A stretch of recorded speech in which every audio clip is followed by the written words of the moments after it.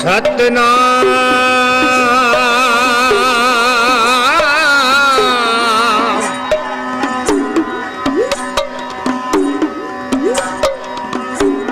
श्री वाहेगुरु जी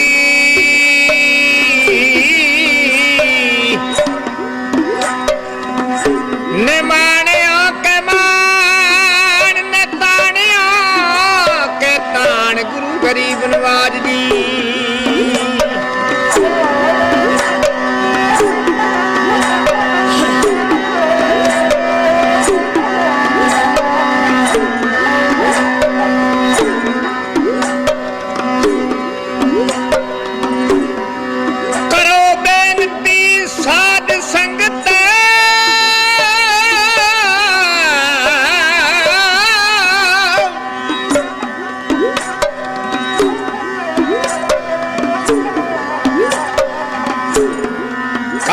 बेनती साध संगत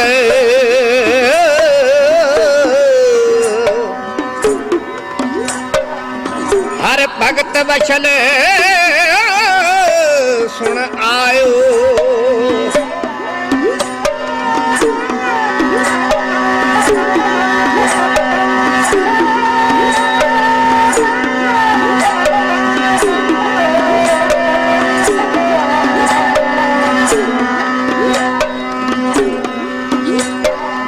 नानक भाग पर्यो हर पाछे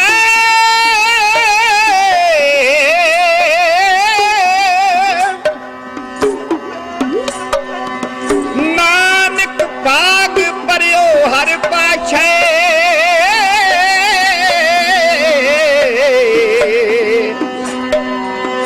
राख लाज अपनायो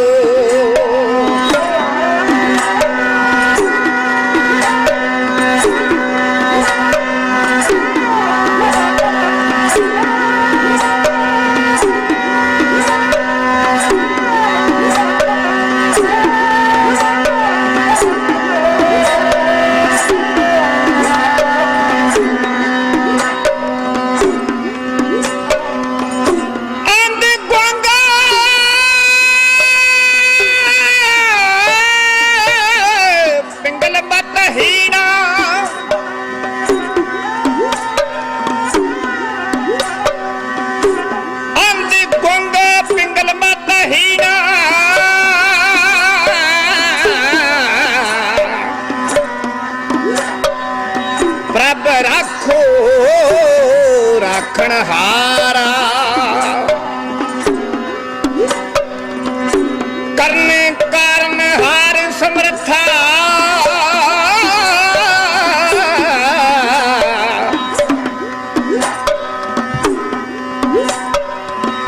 करने कारण हार समर्था क्या नानक जंत विचारा आनंद गुण निधान गुरु गरीब नवाज जी सारी संगत गज के आखो सतनाम श्री वाहेगुरु जी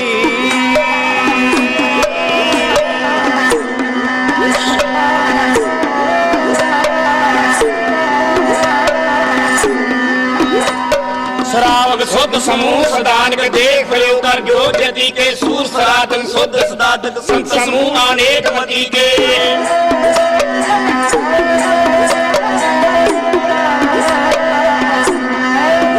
हे सारे देश को देख ले हो मत कौन करे प्राणपति के श्री भगवान की पाए कृपा होते एक रति बने एक रति के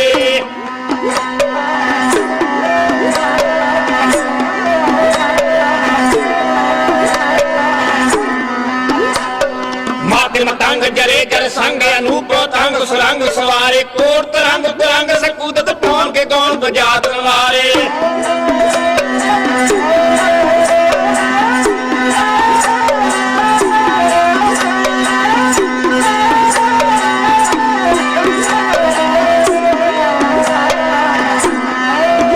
हे पारी विधान के पूप बली विलन्या सीसरा जात बेचारे एक पैद उतार प्रभु को तंत्र गुनागे पाए पधारे बेनती ਮੇਰੀ ਹੈ ਬੇਨਤੀ ਸੰਗਤੇ ਗੁਰਾਂ ਦੀ ਏ ਕਹਿ ਜੋ ਵਾਹਿਗੁਰੂ।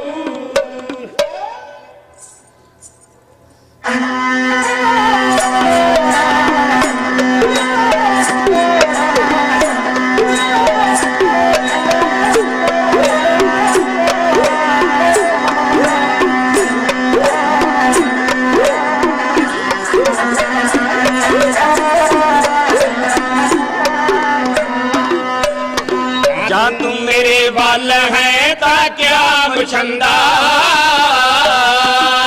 ਉਹ ਸਭ ਕੁਝ ਮੈਨੂੰ ਸੌਂਪਿਆ ਜਾਂ ਤੇਰਾ ਬੰਦਾ।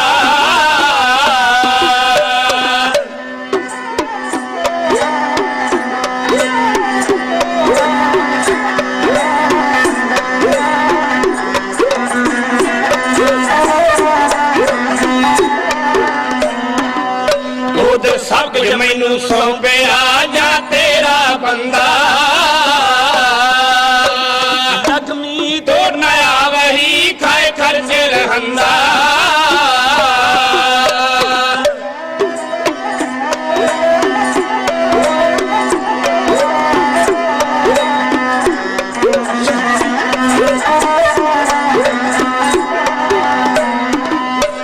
ਲਖਮੀ ਤੋੜ ਨਾ ਆਵਹੀ ਖਾਏ ਖਰਚ ਰਹੰਦਾ।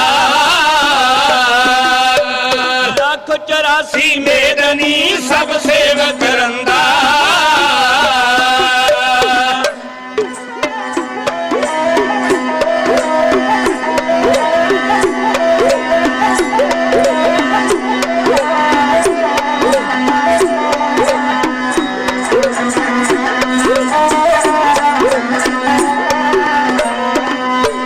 ਲੱਖ 84 ਮੇਦਨੀ ਸਭ ਸੇਵਕ ਰੰਦਾ। ਵੈਰੀ ਮਿੱਤਰ ਸਭ ਕੀਤੇ ਆਨੇ ਮੰਗੇ ਮੰਦਾ।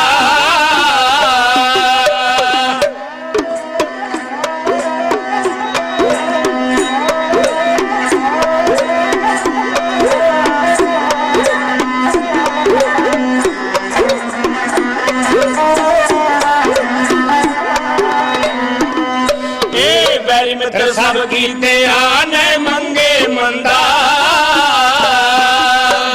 ਦੇਖਾ ਕੋਈ ਨਾ ਪੁੱਛਹੀ ਜਾਂ ਹਰ ਬਖਸ਼ੰਦਾ।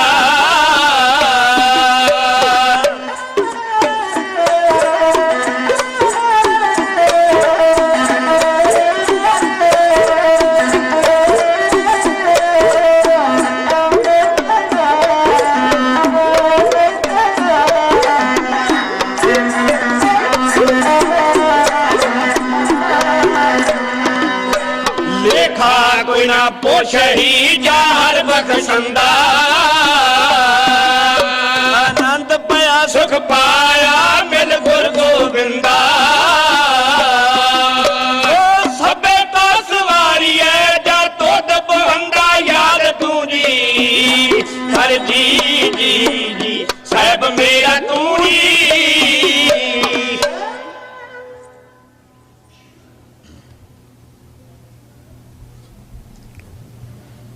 परम सत्कारयोग गुरु की साजी नवाजी साध संगत, फतेह का योग उत्तर दे के धन्यवादी बनाओ खालसा जी। वाहिगुरु जी का खालसा वाहिगुरु जी की फतेह। अज तुहाडे सामने खालसा पंथ दे महान योद्धियां दी एक वार मैं कहण वास्ते हाजिर होया हाँ। उस नूं प्रारंभ करन दी आप पासों आग्या चाहुंदा।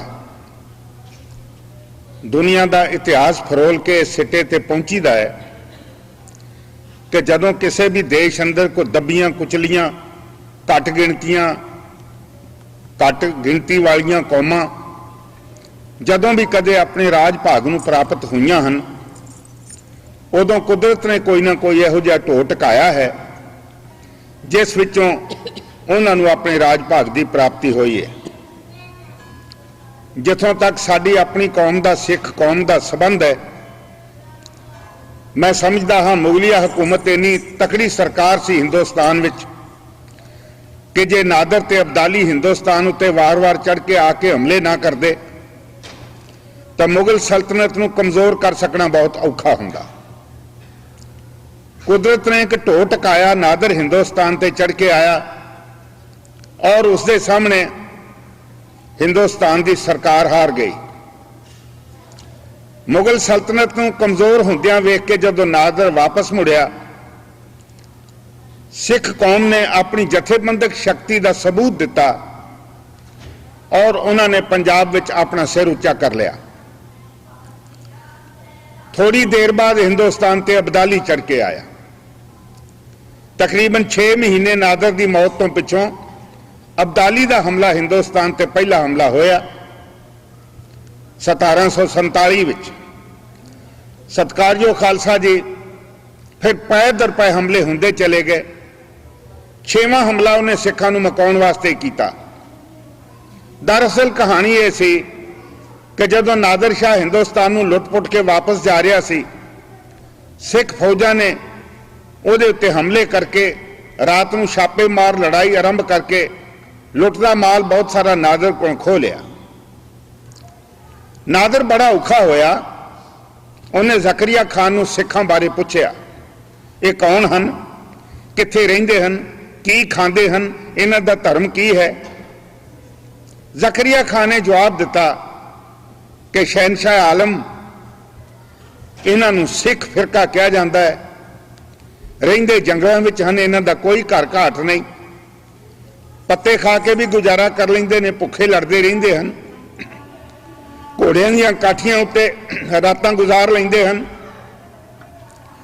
और भुख नंग दे विच भी ये अपने परमात्मा का शुक्र करते हुए ये कहंदे हन कि असीं हिंदुस्तान दे शहनशाह हां। नादर ने गल सुनी ते हैरान होकर उसने जकरिया खान नूं आख्या कि मैनूं इस कौम विचों बादशाही की बो आउंदी है, तगड़ा होकर रही, इन्हां ने अज नहीं तो कल नूं पंजाब दे बादशाह बन जाना। इस गल तो चिड़े हुए नादर ने सिखां नूं मकाउण वास्ते जकरिया खान नूं जो तंबीह कीती सी उसदा सिट्टा निकलिया कि जकरिया खान ने पंजाब की हुकूमत संभाल के सिख शक्ति का लक तोड़न वास्ते उसने थां थां उत्ते चौधरीआं नूं परवाने लिखे।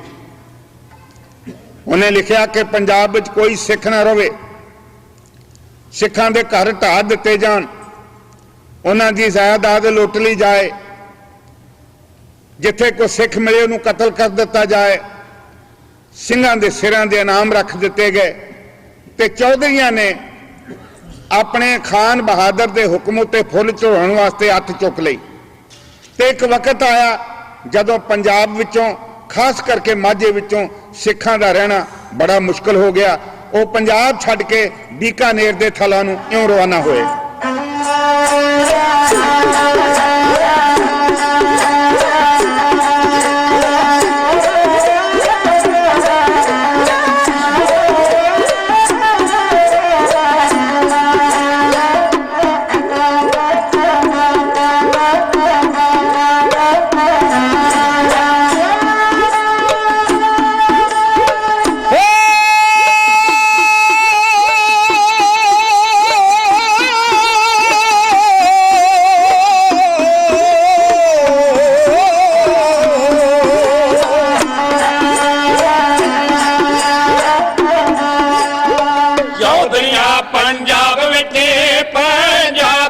जद जुर्म कमाए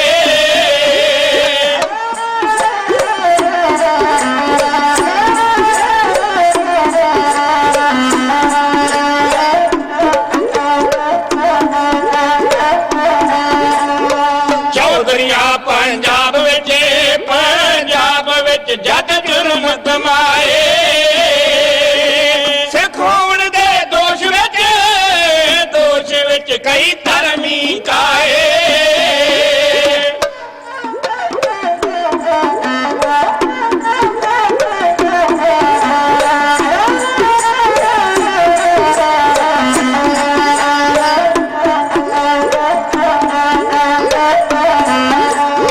सिख होण दे दोष विच कई धर्मी काए रहिंदे छड्ड के देश नूं परदेस सदाए।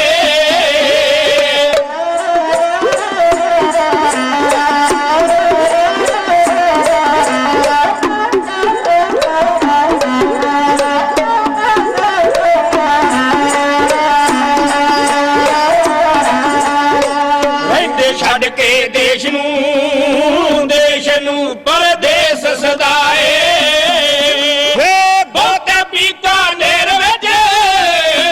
ਵਿੱਚ ਜਾ ਡੇਰੇ ਲਾਏ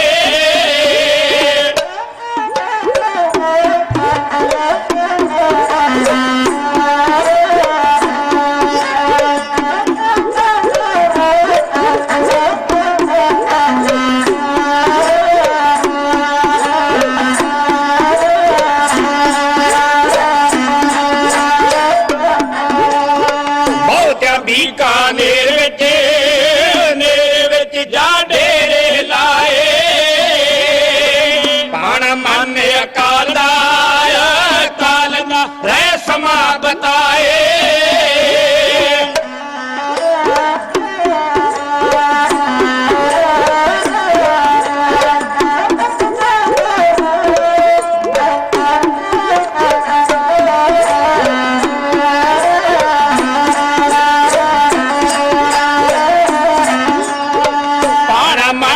ਕਾਲ ਦਾ ਰਹਿ ਸਮਾਂ ਬਤਾਏ ਬਿਰਬਦਾ ਸਹਿੰਦੇ ਸੀਤਲਾ ਮਰਦਾਂ ਦੇ ਜਾਏ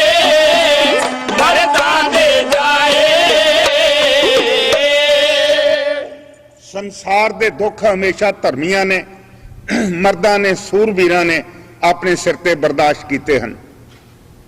ਸੰਸਾਰ ਭਰ ਦਾ ਇਤਿਹਾਸ ਇਸ ਦੀ ਪੁਸ਼ਟੀ ਕਰਦਾ ਹੈ।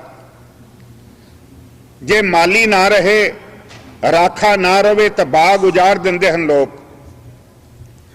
ਜੰਗਲੀ ਜਾਨਵਰ ਹੀ ਬੂਟੇ ਪੁੱਟ ਕੇ ਸੁੱਟ ਦਿੰਦੇ ਹਨ। ਧਰਮ ਮੰਦਰ ਉਦੋਂ ਬਚਦੇ ਹਨ ਜਦੋਂ ਕੌਮਾਂ ਦੀ ਨਿਗਾਹਬਾਨੀ ਵਿੱਚ ਰਹਿਣ।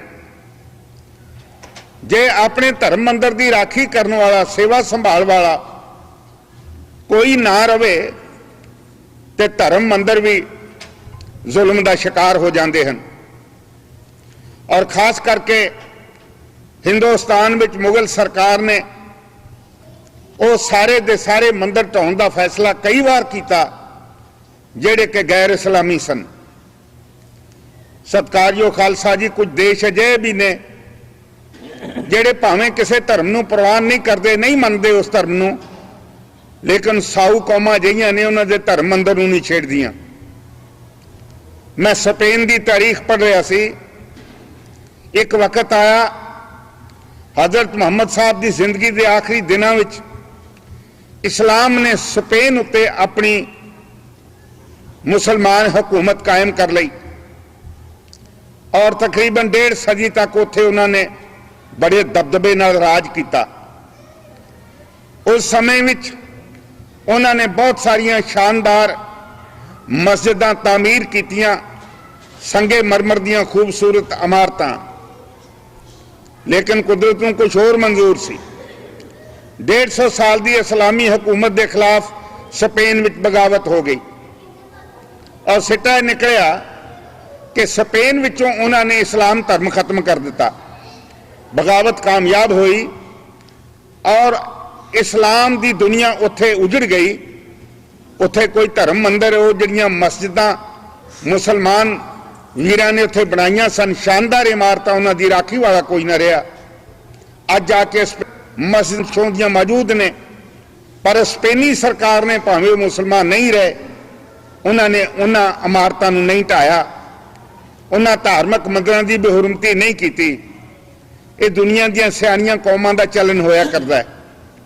ਪਰ ਇਸਲਾਮ ਦੀ ਤਾਂ ਤਾਲੀਮ ਇਹ ਕਹਿੰਦੀ ਸੀ ਕਿ ਤੁਸੀਂ ਹਰ ਗੈਰ ਮੁਸਲਿਮ ਨੂੰ ਬਰਬਾਦ ਕਰਨਾ ਹੈ, ਉਹਦੇ ਸਾਹਿਤ ਨੂੰ, ਉਹਦੀ ਤਹਿਜ਼ੀਬ و ਤਮੱਦਨ ਨੂੰ, ਉਹਦੇ ਧਰਮ ਮੰਦਰ ਨੂੰ, ਉਹਦੀਆਂ ਧਾਰਮਿਕ ਪੁਸਤਕਾਂ ਨੂੰ ਖਤਮ ਕਰਨਾ ਹੈ। ਔਰ ਸਾਡੇ ਨਾਲ ਇਹ ਕੁਝ ਹੋਇਆ। ਅਬਦਾਲੀ, ਤੁਹਾਨੂੰ ਪਤਾ ਹੈ, ਹਿੰਦੁਸਤਾਨ ਵਿੱਚ ਜਦੋਂ ਸਿੱਖਾਂ ਦਾ ਨਾਮੋ ਨਿਸ਼ਾਨ ਮਟਾਉਣ ਲਈ ਜਦੋਂ ਵੱਡਾ ਘੱਲੂਘਾਰਾ ਉਸਨੇ ਕੀਤਾ ਤੇ ਜਾਂਦਿਆਂ ਹੋਇਆਂ ਖਿਜੇ ਹੋਏ ਅਹਿਮਦ ਸ਼ਾਹ ਅਬਦਾਲੀ ਨੇ ਸਿੱਖਾਂ ਦਾ ਹਰਮੰਦਰ ਬਾਰੂਦ ਨਾਲ ਉਡਾ ਦਿੱਤਾ। ਆਖਿਰ ਇੱਕ ਵਕਤ ਆਇਆ ਜਦੋਂ ਕੌਮ ਦੇ ਮਹਿਮਾਰਾਂ ਨੇ, ਕੌਮ ਦੀ ਰਾਖੀ ਕਰਨ ਵਾਲਿਆਂ ਨੇ ਉਸ ਹਰਮੰਦਰ ਸਾਹਿਬ ਦੀ ਮੁੜ ਉਸਾਰੀ ਕੀਤੀ। ਨਵਾਬ ਕਪੂਰ ਸਿੰਘ ਨੇ ਇਹਦਾ ਬੁਨਿਆਦੀ ਪੱਥਰ ਰੱਖਿਆ ਔਰ ਸਰਦਾਰ ਜੱਸਾ ਸਿੰਘ ਆਹਲੂਵਾਲੀਏ ਨੇ ਚੂਨਾ ਪਾਇਆ। ਉਸ ਵੇਲੇ ਖਾਲਸਾ ਕੌਮ ਕੁਝ ਚਿਰ ਲਈ ਦੁਸ਼ਮਣ ਦੇ ਨਰਗੇ ਵਿੱਚੋਂ ਬਾਹਰ ਨਿਕਲ ਕੇ थोड़े समय वास्ते उन्होंने हरमंदर साहब की तामीर मुड़ के मुकम्मल की। फिर दौर शुरू होया। उस दौर में हरमंदर साहब के राखे सिख पंजाब विचों इन्हां चौधरियां ने सरकारी जुल्म के तहत उन्होंने पंजाब विचों कढ़ के बीकानेर के थलों में वसन वास्ते मजबूर कर दिता ते धर्म अस्थानां की बेहुरमती शुरू हुई। हरमंदर साहब की बेअदबी करने वास्ते अमृतसर के लागे एक पिंड मंडियाला है 4-5 मील ते अमृतसर शहर के दक्षिण वाले पासे, उतों के रहने वाले एक रंगड़ मस्से नूं अमृतसर का हाकम थाप दिता। अमृतसर ने हरमंदर साहब ते कब्जा कर लिया। हरमंदर साहब के उस स्थान पर जिथे साहिब गुरु ग्रंथ साहब महाराज जी का प्रकाश किया जाता सी, उस थां ते उन्हें पलंग डालिया। नाच मुजरे शुरू होए, शराब का दौर चलन लग पिया, हुक्का पीता जान लगा। उत्थे कोई रोकने वाला सिंह मौजूद नहीं सी। जेड़े कुछ रह भी गए दब्बे कुटे, वो सुन के लहू के अथरू केरदे, पर वो कर कुछ नहीं सी सकते। सत्कारयोग खालसा जी, अमृतसर तो कोई 15-20 मील की दूरी उत्ते एक पिंड है कंग, उथों रहने वाले सरदार बलाका सिंह नूं अमृतसर की हालत का पता लगा। अमृतसर की हालत तो जाणू होकर उसने सोचा भी अपने भरावां नूं खबर करनी चाहिए है।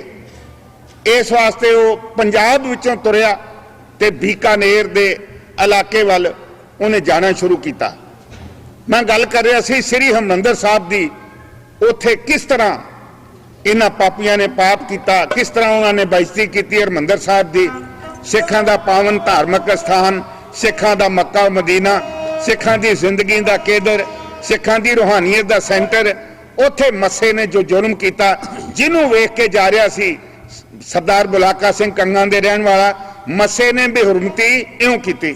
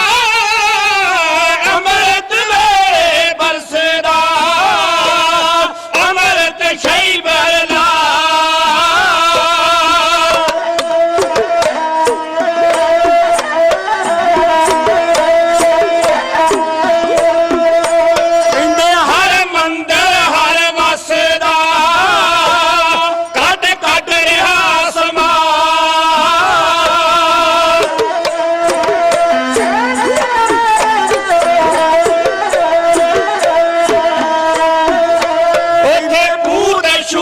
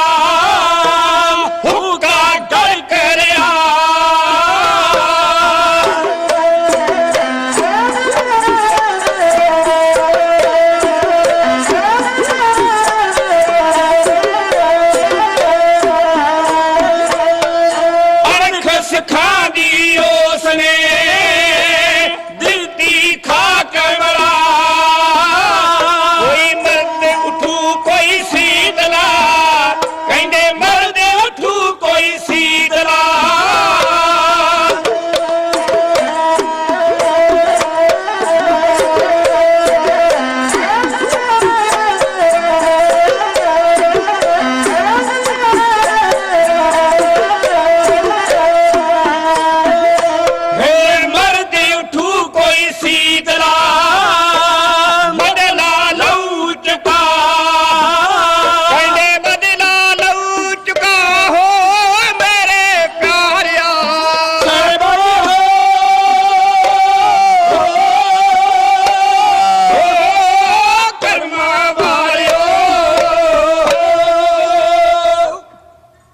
ਕੌਮਾਂ ਦੀ ਅਣਖ ਅਜਮਾਉਣ ਵਾਸਤੇ ਬੜੇ ਢੰਗ ਸਰਕਾਰਾਂ ਵਰਤਦੀਆਂ ਹਨ।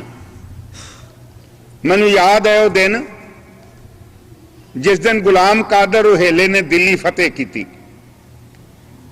ਆਲਮਗੀਰ ਸਾਨੀ ਉਹਦੇ ਨਾਲ ਲੜ ਕੇ ਹਾਰ ਗਿਆ। ਗੁਲਾਮ ਕਾਦਰ ਰੋਹੇਲਾ ਸ਼ਾਹੀ ਹਰਮ ਵਿੱਚ ਦਾਖਲ ਹੋਇਆ। ਸ਼ਹਿਜ਼ਾਦੀਆਂ ਨੂੰ ਉਸਨੇ ਬੁਲਾ ਕੇ ਆਪਣੇ ਸਾਹਮਣੇ ਨੱਚਣ ਵਾਸਤੇ ਹੁਕਮ ਦਿੱਤਾ।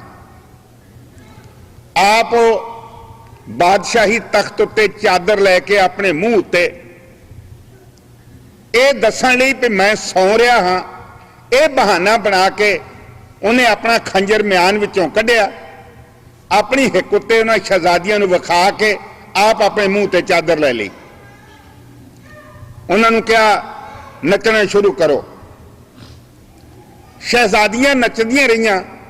ਗੁਲਾਮ ਕਾਦਰ ਉਹਨਾਂ ਨੂੰ ਤੱਕਦਾ ਰਿਹਾ, ਚਾਦਰ ਦੇ ਵਿੱਚ ਦੀ ਵੇਖਦਾ ਰਿਹਾ। ਜਦੋਂ ਕੁਝ ਸਮਾਂ ਇਸ ਤਰ੍ਹਾਂ ਬੀਤਿਆ, ਉੱਠਿਆ ਔਰ ਉੱਠ ਕੇ ਕਹਿਣ ਲੱਗਾ ਬੰਦ ਕਰੋ ਇਹ ਨਾਚ। ਮੈਂ ਨਾਚ ਵੇਖਣ ਵਾਸਤੇ ਤੁਹਾਨੂੰ ਨਹੀਂ ਸੀ ਕਿਹਾ, ਮੈਂ ਨਾਚ ਦਾ ਸ਼ੌਕੀਨ ਨਹੀਂ ਹਾਂ। मैं तो वेखना सी कि कोई गैरत बाकी है तैमूर के घर विच के नहीं। फिर उठा तैमूरी हरम से और यूं लगा कहने कि शिकायत तुमको कुछ ना चाहिए अपने मुकद्दर से। मेरा मुसन्नत पे सो जाना तकल्लुफ था, बनावट थी। ये सोच कर के कोई शहजादी मार डालेगी मुझे मेरे ही खंजर से। आखिर ये राज खुल गया जमाने पर कि हमयत नाम था जिसका गई तैमूर के घर से। मैं तो वेखना सी कि तैमूर दे खानदान विच, इस मुगल खानदान विच कोई अणख बाकी है कि नहीं। इस वास्ते मैं नंगा खंजर अपनी छाती ते रख के सौण दा बहाना बनाया सी। जदों तुहाडे विच कोई अणख ही नहीं, तुसीं ऐसे किस तरह बहादुर नूं जन्म दिओगियां जिहड़ा मुगल राज नूं मुड़ के उस सतह उत्ते पहुंचावे। ये गुलाम कादर दी एक घटना जिंदगी विच एशिया के प्रसिद्ध शायर डॉक्टर मुहम्मद इकबाल ने लिखी। सिखां दी अणख टोण वास्ते मस्से रंगल ने हरमंदर साहब उत्ते इस किस्म का घोर नरादर ते पाप किया।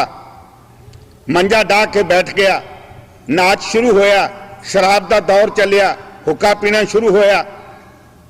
ये सारियां गल्लां को जिउंदी कौम तां बर्दाश्त नहीं कर सकती। लेकिन एक सरकार नाल मत्था लाउण वास्ते की कीता जावे। सरदार बलाका सिंह कंगा दे रहण वाले ने सोचा कि जे मैं इत्थे इन्हां नाल लड़ पिया ते वड्डी गल 2-4 नूं मार के शहीद हो जाऊंगा। हरमंदर साहब की बेहुरमती तो हुंदी ही रहेगी ना। कोई अजिहा तरीका अख्तियार करना चाहिए, अपने भरावां नूं सद के कट्ठे होके हल्ला मारीए ताकि हरमंदर साहब नूं दुष्टां कोलों आजाद करवा लीए। ये मन विच विचार लैके सरदार बलाका सिंह कंगा तो तुरिया। खालसा पंथ का पता करदा करदा आखिर बुढ़ा जौड़ पहुंचा। बुढ़ा जौड़ के स्थान पर बीकानेर विच कौम का जथेदार बाबा बुढ़ा सिंह अपने दल खालसे नूं लैके बैठा होया सी। सिंह ने जाके मंजिला मार के कई दिनों पिछों जा फतेह बुलाई। सरदार बलाका सिंह ने उस वे जथेदार बुढ़ा सिंह के सामने खलो के आख्या कि मैं पंजाब विचों आया हाँ, तुहानूं कुछ सुनेहा देण वास्ते। इस वास्ते अज शाम का दीवान रहरा साहब के बाद इत्थे सजाया जाए। जो मैं घटना दसनी है ਉਹ ਮੈਂ ਕੱਲੇ ਕੱਲੇ ਸਿੰਘ ਨੂੰ ਨਹੀਂ ਦੱਸਣੀ ਚਾਹੁੰਦਾ, ਮੈਂ ਭਰੇ ਦੀਵਾਨ ਵਿੱਚ ਪੰਜਾਬ ਦੇ ਸਾਰੇ ਹਾਲਾਤ ਜੋ ਕੁਝ ਉੱਥੇ ਵਾਪਰਿਆ ਉਹ ਕਹਿਣਾ ਚਾਹੁੰਦਾ। ਕੋਈ ਥੋੜੇ ਸਮੇਂ ਬਾਅਦ ਸ਼ਾਮ ਪੈ ਗਈ, ਸਿੰਘਾਂ ਨੇ ਬੈਠ ਕੇ ਸ੍ਰੀ ਰਹਿਰਾਸ ਸਾਹਿਬ ਦੇ ਪਾਠ ਕੀਤੇ, ਅਰਦਾਸ ਹੋਈ ਤੇ ਉੱਠਿਆ। ਫਿਰ ਗਲ ਵਿੱਚ ਪੱਲਾ ਪਾ ਕੇ ਸਰਦਾਰ ਬਲਾਕਾ ਸਿੰਘ ਭਰੇ ਦੀਵਾਨ ਵਿੱਚ ਉਸਨੇ ਭਰੇ ਗਲੇ ਨਾਲ ਅੰਮ੍ਰਿਤਸਰ ਦੀ ਵਾਰਤਾ ਗੁਰੂ ਪੰਥ ਦੇ ਸਾਹਮਣੇ ਇਹਨਾਂ ਸ਼ਬਦਾਂ ਵਿੱਚ ਇਉਂ ਰੱਖੀ।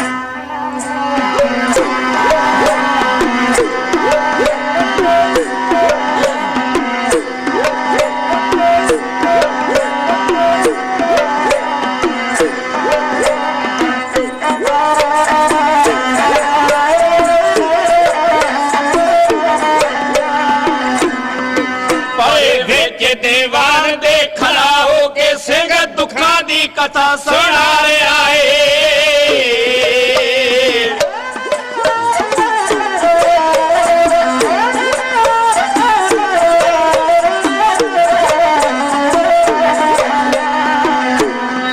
ਭਾਏ ਵਿੱਚ ਦੀਵਾਨ ਦੇ ਖੜਾ ਹੋ ਕੇ ਸਿੰਘ ਦੁੱਖਾਂ ਦੀ ਕਥਾ ਸੁਣਾ ਰਿਹਾ ਏ। ਦਸ਼ਾ ਪੰਜਾਬ ਦੀ ਕੀ ਦੱਸਾਂ, ਦਿਲ ਪਾੜ ਕੇ ਮੂੰਹ ਨੂੰ ਆਇਆ ਏ।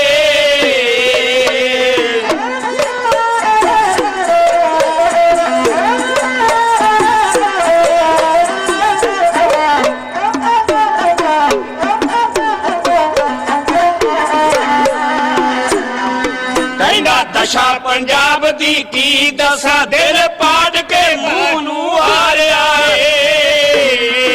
ਅੰਮ੍ਰਿਤਸਰ ਹਰਮੰਦਰ ਦੇ ਵਿੱਚ ਬੈਠਾ ਮਸਾ ਵੇਸਵਾ ਅੱਜ ਨਚਾਰਿਆ ਏ।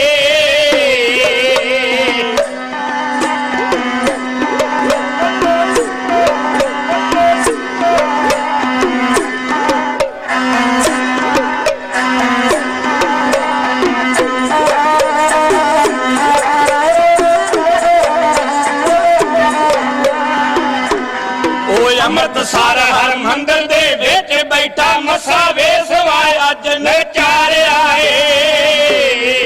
ਹੁੱਕਾ ਪੀਰੀਆਂ ਵਿੱਚ ਦਰਬਾਰ ਦੇ ਉੱਤੇ ਸ਼ਰਾਬ ਦਾ ਦੌਰ ਚਲਾ ਰਿਹਾ ਏ।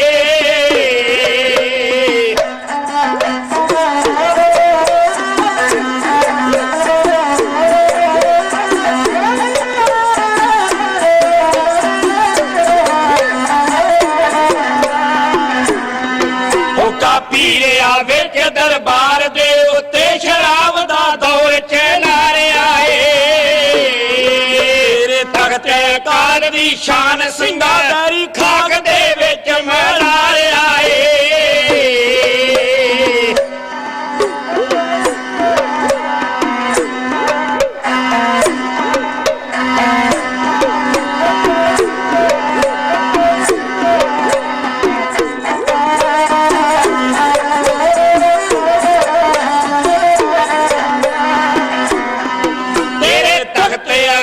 ਦੀ ਸ਼ਾਨ ਸਿੰਘਾਰੀ ਖਾਕ ਦੇ ਵਿੱਚ ਮਿਲਾ ਰਿਹਾ ਏ। ਚੰਦਾ ਕੇਸਰੀ ਰੋਲਿਆ ਵਿੱਚ ਪੈਰਾ ਹਰਿਆ ਐਲੀ ਦਾ ਉਥੇ ਲਹਿਰਾ ਰਿਹਾ ਏ।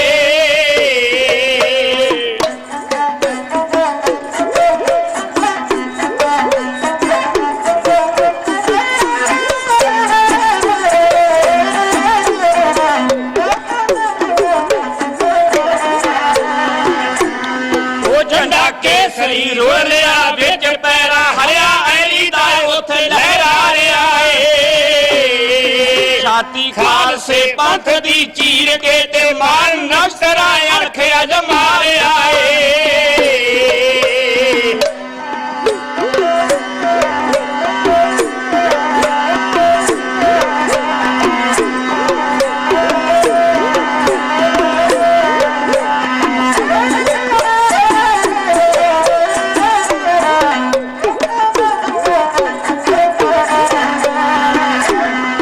ਛਾਤੀ ਖਾਲਸੇ ਪੰਥ ਦੀ ਚੀਰ ਕੇ ਤੇ ਮਾਰ ਨਸ਼ਤਰਾ ਅਣਖ ਅਜਮਾਰਿਆ ਏ।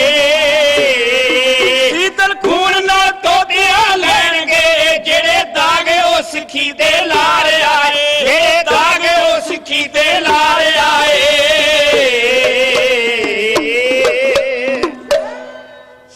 ਨਿਰਮਲ ਖੂਨ ਨਾਲ ਧੋਤਿਆਂ ਲੈਣਗੇ ਇਹ ਜਿਹੜੇ ਦਾਗ ਉਹ ਸਿੱਖੀ ਤੇ ਲਾ ਰਿਹਾ ਹੈ। ਕੌਮਾਂ ਦੀ ਅਣਖ ਤੇ ਗੈਰਤ ਦਾ ਤਕਾਜ਼ਾ ਇਹੀ ਹੈ।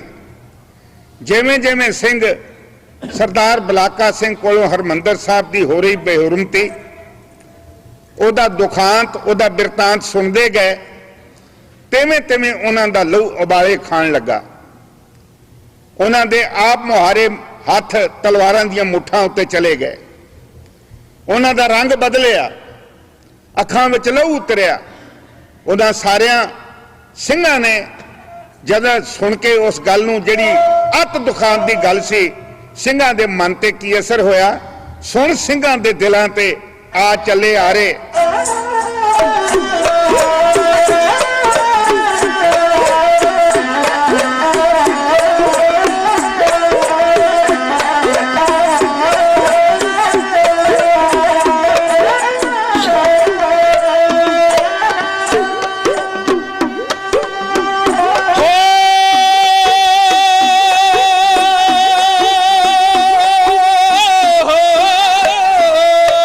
ਸੁਣ ਸਿੰਘਾਂ ਦੇ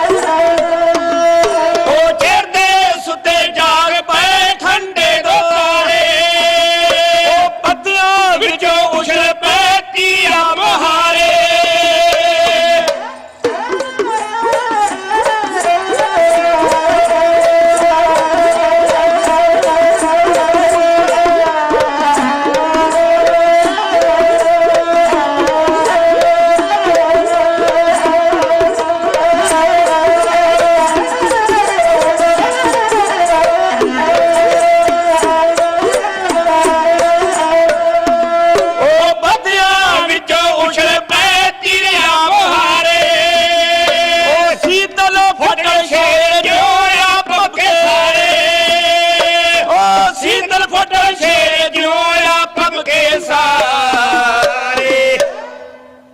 ਬਾਬਾ ਬੁੱਢਾ ਸਿੰਘ, ਜਥੇਦਾਰ ਬੁੱਢਾ ਸਿੰਘ ਤੇ ਉਹਦੇ ਸਾਰੇ ਜਥੇ ਨੇ ਅੰਮ੍ਰਿਤਸਰ ਦੀ ਲਹੂ ਭਰੀ ਕਹਾਣੀ ਸਰਦਾਰ ਬਲਾਕਾ ਸਿੰਘ ਕੋਲੋਂ ਸੁਣੀ। ਸੁਣਦਿਆਂ ਸੁਣਦਿਆਂ ਰਗ ਰਗ ਵਿੱਚ ਖੂਨ ਦੌੜਨ ਲੱਗ ਪਿਆ। ਗੁੱਸੇ ਵਿੱਚ ਨੌਜਵਾਨਾਂ ਦੀਆਂ ਅੱਖਾਂ ਬਾਲ ਉੱਠੀਆਂ। ਸਾਰੇ ਖਾਮੋਸ਼ ਸੀ। ਆਖਰ ਜਥੇਦਾਰ ਬੁੱਢਾ ਸਿੰਘ ਨੇ ਚੁੱਪ ਨੂੰ ਤੋੜਿਆ। ਉਹਨੂੰ ਸਭ ਤੋਂ ਬਹੁਤਾ ਗੁੱਸਾ ਬਲਾਕਾ ਸਿੰਘ ਤੇ ਹੀ ਆਇਆ। ਉਹ ਕਹਿਣ ਲੱਗਾ, ਉਹ ਬਲਾਕਾ ਸਿੰਘਾ, ਤੂੰ ਅੰਮ੍ਰਿਤਧਾਰੀ ਸਿੰਘ ਹੈ? ਉਸਨੇ ਆਖਿਆ, ਹਾਂ ਜਥੇਦਾਰ ਜੀ। ਤੇ ਤੂੰ ਦਰਬਾਰ ਸਾਹਿਬ ਵਿੱਚ ਇਹ ਸਭ ਕੁਝ ਹੁੰਦਾ ਵੇਖ ਕੇ ਸਾਡੇ ਕੋਲ ਜਿਉਂਦਾ ਮੋੜ ਆਇਆ?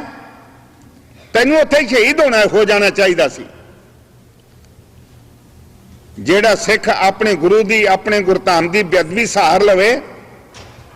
ਜਥੇਦਾਰ ਨੇ ਕੜਕਵੀਂ ਆਵਾਜ਼ ਵਿੱਚ ਕਿਹਾ, ਬਲਾਕਾ ਸਿੰਘਾ, ਉਹ ਸਾਡੀ ਦ੍ਰਿਸ਼ਟੀ ਵਿੱਚ ਮਰ ਜਾਂਦਾ ਹੈ ਤੇ ਤੈਨੂੰ ਅਸੀਂ ਕੀ ਸਮਝੀਏ?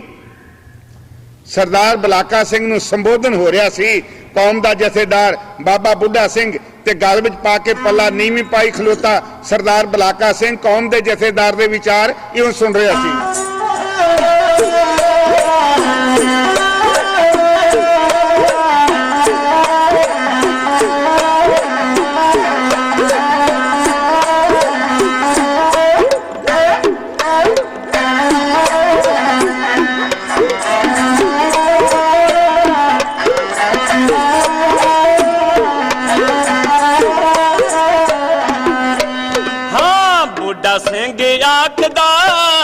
ਬੁੱਢਾ ਸਿੰਘ ਆਖਦਾ ਬਲਾਕਾ ਸਿੰਘਾ ਸਿੰਘ ਹੋ ਕੇ। ਬੁੱਢਾ ਸਿੰਘ ਆਖਦਾ ਬਲਾਕਾ ਸਿੰਘਾ ਸਿੰਘ ਹੋ ਕੇ।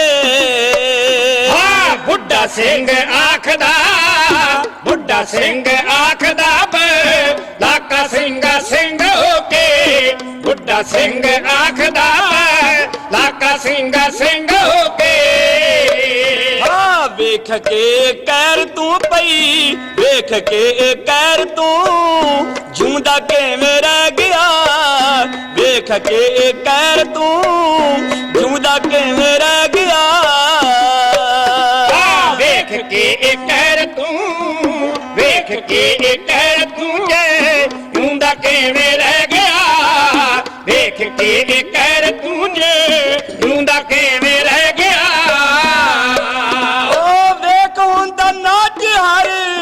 ਮੰਦਰ ਚ ਵੇਸਵਾਦਾ, ਓ ਵੇਖ ਹੁੰਦਾ ਨਾਚ ਹਰੇ, ਵੇਖ ਹੁੰਦਾ ਨਾਚ ਹਰੇ ਮੰਦਰ ਚ ਵੇਸਵਾਦਾ।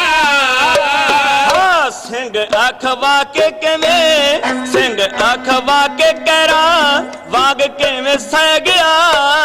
ਸਿੰਘ ਅਖਵਾ ਕੇ ਕਿਵੇਂ ਕਹਿਰਾਂ ਵਾਗ ਸਹਿ ਗਿਆ।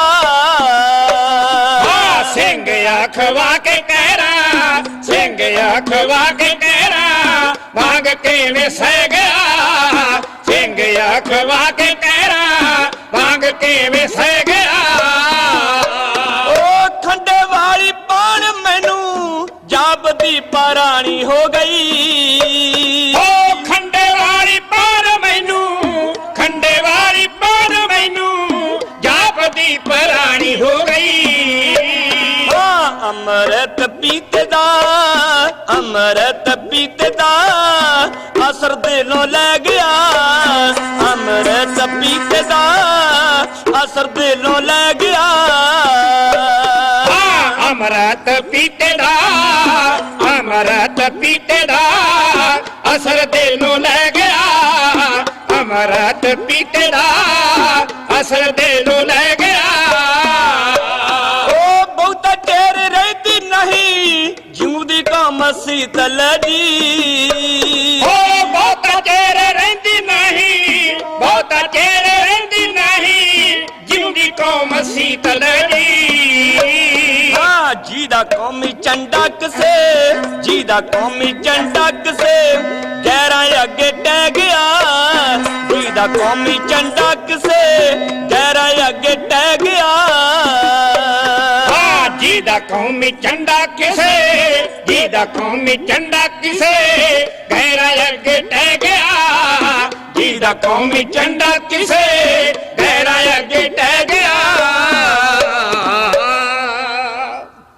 ਜਥੇਦਾਰ ਨੇ ਰੋਹ ਭਰੀ ਸੁਰ ਵਿੱਚ ਸਰਦਾਰ ਬਲਾਕਾ ਸਿੰਘ ਨੂੰ ਸੰਬੋਧਨ ਕੀਤਾ, ਉਲਾਮੇ ਦਿੱਤੇ, ਗਿਲੇ ਕੀਤੇ, ਸ਼ਿਕਵੇ ਕੀਤੇ। ਸਰਦਾਰ ਬਲਾਕਾ ਸਿੰਘ ਸੰਗਤ ਵਿੱਚ ਹੱਥ ਜੋੜ ਕੇ ਖਲੋਤਾ। ਉੱਤਰ ਦੇਣ ਤੋਂ ਪਹਿਲਾਂ ਆਪਣੇ ਉੱਤੇ ਸਵਾਲ ਕਰ ਰਿਹਾ ਸੀ। ਕਹਿੰਦਾ ਜਥੇਦਾਰ ਨੇ ਬਲਾਕਾ ਸਿੰਘ ਗੱਲ ਠੀਕ ਆਖੀ, ਮੈਨੂੰ ਉੱਥੇ ਸ਼ਹੀਦ ਹੋਣਾ ਚਾਹੀਦਾ ਸੀ। ਇਹ ਵੀ ਠੀਕ ਹੈ ਕਿ ਮੈਂ ਆਪਣੀ ਜਾਨ ਪਿਆਰੀ ਕਰਕੇ ਉੱਥੋਂ ਆ ਗਿਆ। ਜਥੇਦਾਰ ਦਾ ਕਹਿਣਾ ਇਹ ਵੀ ਦਰੁਸਤ ਹੈ, ਪਰ ਨਾਲ ਹੀ ਉਹਦੇ ਅੰਦਰੋਂ ਆਵਾਜ਼ ਆਈ ਕਿ ਜਿਹੜੇ ਮੈਨੂੰ ਉਲਾਮਾ ਦਿੰਦੇ ਨੇ ਇਹਨਾਂ ਨੂੰ ਪੁੱਛਣਾ ਚਾਹੀਦਾ ਹੈ ਕਿ ਇਹ ਗੁਰਦੁਆਰਾ ਨਨਕਾਣਾ ਸਾਹਿਬ, ਸ੍ਰੀ ਹਰਿਮੰਦਰ ਸਾਹਿਬ ਤੇ ਅਕਾਲ ਤਖਤ ਸਾਹਿਬ, ਇਹ ਪਵਿੱਤਰ ਗੁਰਧਾਮ ਕਿਹਦੇ ਹਵਾਲੇ ਕਰਕੇ ਆਏ ਸੀ? ਇਹ ਬੀਕਾਨੇਰ ਵਿੱਚ ਆ ਕੇ ਬੈਠੇ ਨੇ ਪੰਜਾਬ ਛੱਡ ਕੇ, ਇੱਥੇ ਇਹਨਾਂ ਦੀ ਕੋਈ ਰਿਸ਼ਤੇਦਾਰੀ ਨਹੀਂ, ਕੋਈ ਐਸੀ ਗੱਲ ਨਹੀਂ ਤੇ ਉਲਾਮਾ ਮੈਨੂੰ ਦਿੰਦੇ ਨੇ। ਜਦੋਂ ਇਹ ਸੋਚ ਆਪਣੇ ਮਨ ਵਿੱਚ ਆਈ, ਫਿਰ ਸਰਦਾਰ ਬਲਾਕਾ ਸਿੰਘ ਨੂੰ ਕੁਝ ਕਹਿਣ ਦਾ ਹੌਸਲਾ ਹੋ ਗਿਆ। ਉਸਨੇ ਆਖਿਆ, ਖਾਲਸਾ ਜੀ, ਮੈਂ ਪ੍ਰਵਾਨ ਕਰਦਾ ਹਾਂ ਆਪਣੀ ਕਮਜ਼ੋਰੀ, ਮੈਂ ਗੁਨਾਹਗਾਰ ਹਾਂ ਪੰਥ ਦਾ, ਮੈਂ ਦੇਣਦਾਰ ਹਾਂ, ਮੈਂ ਇਹਨੂੰ ਸੇਵਾ ਸਮਝ ਕੇ ਨਿਭਾਉਣ ਵਾਸਤੇ ਆਇਆ। ਮੇਰੇ ਇਕੱਲੇ ਦੇ ਸ਼ਹੀਦ ਹੁੰਦਿਆਂ ਸ੍ਰੀ ਹਰਿਮੰਦਰ ਸਾਹਿਬ ਦੀ ਹੋ ਰਹੀ ਬੇਅਦਬੀ ਰੋਕੀ ਨਹੀਂ ਸੀ ਜਾ ਸਕਦੀ। ਇਹ ਸਮੁੱਚੀ ਕੌਮ ਇਕੱਠੀ ਹੋ ਕੇ ਹੀ ਦੁਸ਼ਮਣ ਕੋਲੋਂ ਬਦਲਾ ਲੈ ਸਕਦੀ ਹੈ। ਮੈਂ ਤਾਂ ਇਹ ਸੋਚ ਕੇ ਆਇਆ ਵੀ ਜਾਨ ਗਵਾਉਣੀ ਹੈ, ਪਰ ਫਾਇਦਾ ਕੋਈ ਨਹੀਂ ਹੋਣਾ। ਰਹੀ ਗੱਲ ਜਾਨ ਬਚਾਉਣ ਦੀ, ਸਮਾਂ ਆਵੇ ਮਰਦੇ ਮੈਦਾਨ ਬਣ ਕੇ ਨਿਤਰਾਂਗਾ, ਸ਼ਹੀਦ ਹੋਵਾਂਗਾ। ਜ਼ਿੰਦਗੀ ਕੌਮ ਦੀ ਹੈ, ਕੌਮ ਦੇ ਲੇਖੇ ਲਾਵਾਂਗਾ। ਪਰ ਤੁਸੀਂ ਦੱਸੋ ਭਾਈ, ਇੱਥੇ ਬੀਕਾਨੇਰ ਵਿੱਚ ਤੁਸੀਂ ਕੀ ਕਰਦੇ ਹੋ? ਉਹਨਾਂ ਗੁਰਦੁਆਰਿਆਂ ਦੀ ਰਾਖੀ ਦੀ ਜ਼ਿੰਮੇਵਾਰੀ ਕਿਹਨੂੰ ਸੰਭਾਲੀ ਜੇ?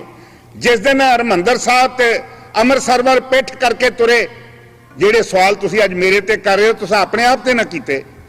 ਸਰਦਾਰ ਬਲਾਕਾ ਸਿੰਘ ਖਰੀਆਂ ਖਰੀਆਂ ਕੌਮ ਦੇ ਜਥੇਦਾਰ ਨੂੰ ਉਹ ਸੁਣਾ ਰਿਹਾ ਸੀ।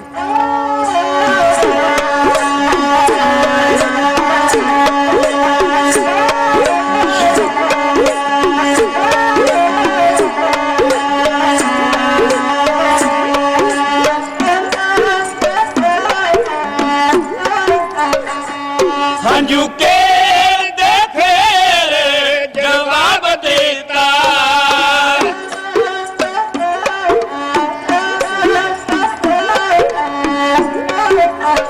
ਉਹ ਹੰਝੂ ਕੇ ਦੇ ਫੇਰ ਜਵਾਬ ਦੇਤਾ, ਨਾਲ ਨਿਮਰਤਾ ਸੀਸ ਝੁਕਾਏਗੇ ਜੀ, ਨਾਲ ਨਿਮਰਤਾ ਸੀਸ ਝੁਕਾਏਗੇ ਜੀ।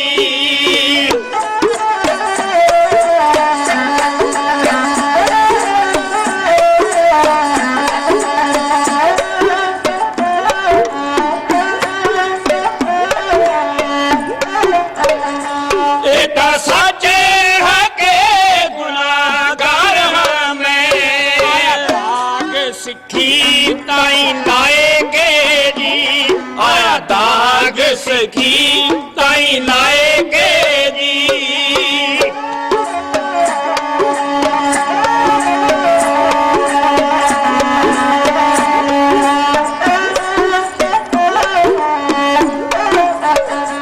ये भी झूठ नहीं आप भी उस थां तो नसे हुए हो जान बचाएगे जी, नसे हुए हो जान बचाएगे जी।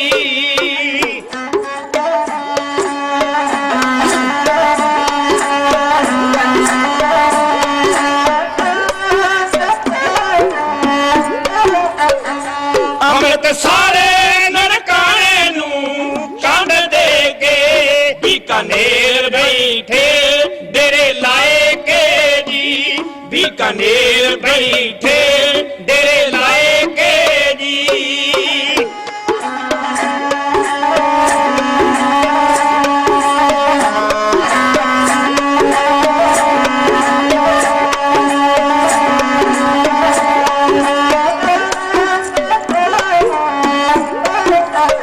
ओ दुखियां आदतां नू शरण देण वाले, टठे ऊपर दी शरण ਠਠਿਓ ਪਏ ਦੀ ਸ਼ਰਨ ਆਏਗੇ ਜੀ।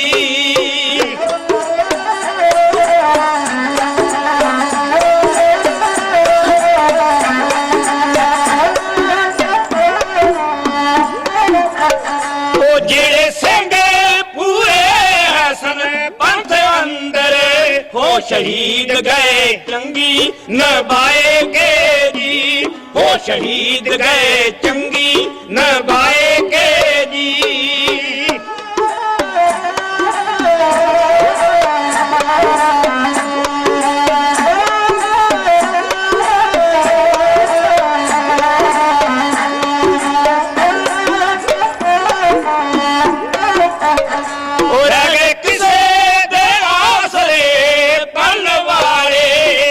ਵੱਡਿਆਂ ਵਾਲੀ ਬੁਲਾਏਗੇ ਜੀ। ਆਨ ਵੱਡਿਆਂ ਵਾਲੀ ਬੁਲਾਏਗੇ ਜੀ।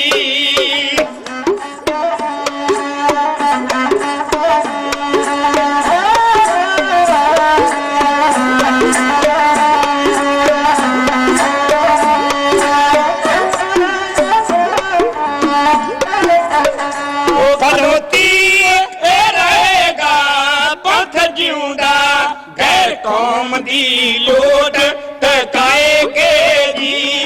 ਗੈਰ ਕੌਮ ਦੀ ਲੋੜ ਟਕਾਏਗੇ ਜੀ। ਗੈਰ ਕੌਮ ਦੀ ਲੋੜ ਟਕਾਏਗੇ ਜੀ।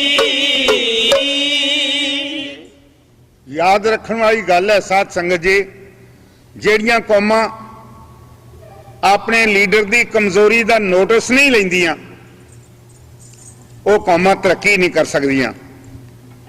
ਉਹਨਾਂ ਦਾ ਲੀਡਰ ਕਦੇ ਵੀ ਸਿੱਧੇ ਰੁਖ ਨਹੀਂ ਚੱਲ ਸਕਦਾ। ਕਦੇ ਅਸੀਂ ਇੰਨੀ ਜੋਗੇ ਸੀ ਜਦੋਂ ਅਸੀਂ ਆਪਣੇ ਲੀਡਰ ਨੂੰ ਜਵਾਬ ਦੇ ਸਮਝਦੇ ਸੀ, ਤੇ ਜਿਹੜੀ ਅੱਜ ਸਾਡੀ ਹਾਲਤ ਹੈ ਸਿਰਫ ਇਸ ਵਾਸਤੇ ਹੈ ਕਿ ਸਾਡਾ ਲੀਡਰ ਸਾਨੂੰ ਮੰਡੀ 'ਚ ਜਦੋਂ ਚਾਹੇ ਵੇਚ ਦੇਵੇ, ਅਸੀਂ ਕੁਸਕਦੇ ਤੱਕ ਨਹੀਂ। ਜੇ ਕਦੇ ਅਸੀਂ ਆਪਣੀ ਬੇਵਾਗੀ ਬੇਲਗਾਮ ਲੀਡਰਸ਼ਿਪ ਦਾ ਨੋਟਿਸ ਲਿਆ ਹੁੰਦਾ, ਅੱਜ ਸਿੱਖਾਂ ਦੀ ਹਿੰਦੁਸਤਾਨ ਵਿੱਚ ਇਹ ਦਸ਼ਾ ਨਾ ਹੁੰਦੀ। ਪਰ ਸੰਗ ਚੱਲਦਾ ਰਹੇਗਾ। ਹੁਣ ਸਮਾਂ ਹੋ ਚੁੱਕਾ ਹੈ, ਆਗਿਆ ਦਿਓ।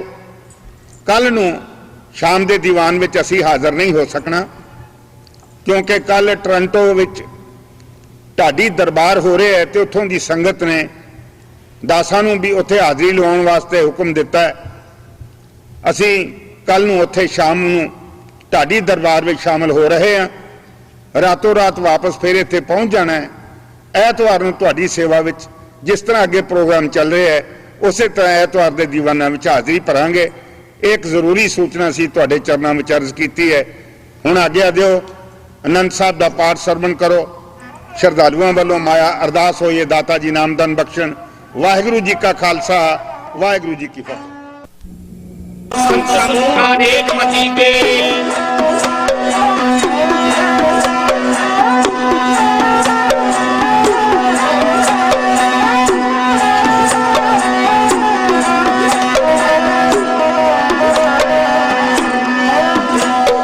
सारे देश को देख रहे हो, मत को न देखत प्राणपति के श्री भगवान की पाए कृपा हुए एक रति बने डरती के।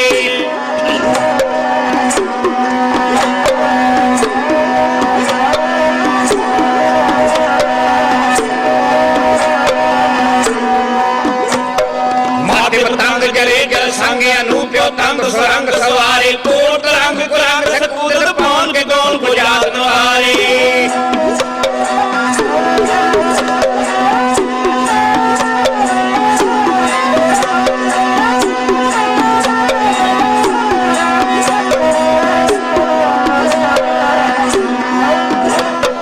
पारी बजान के पू परी बन्या शीस न जात बिचारे ते पैद कहां पे पू बदंत को ना ही पाए बदारे। बेनती मेरी है बेनती संगते दुरान दिए कह दो वाहिगुरू।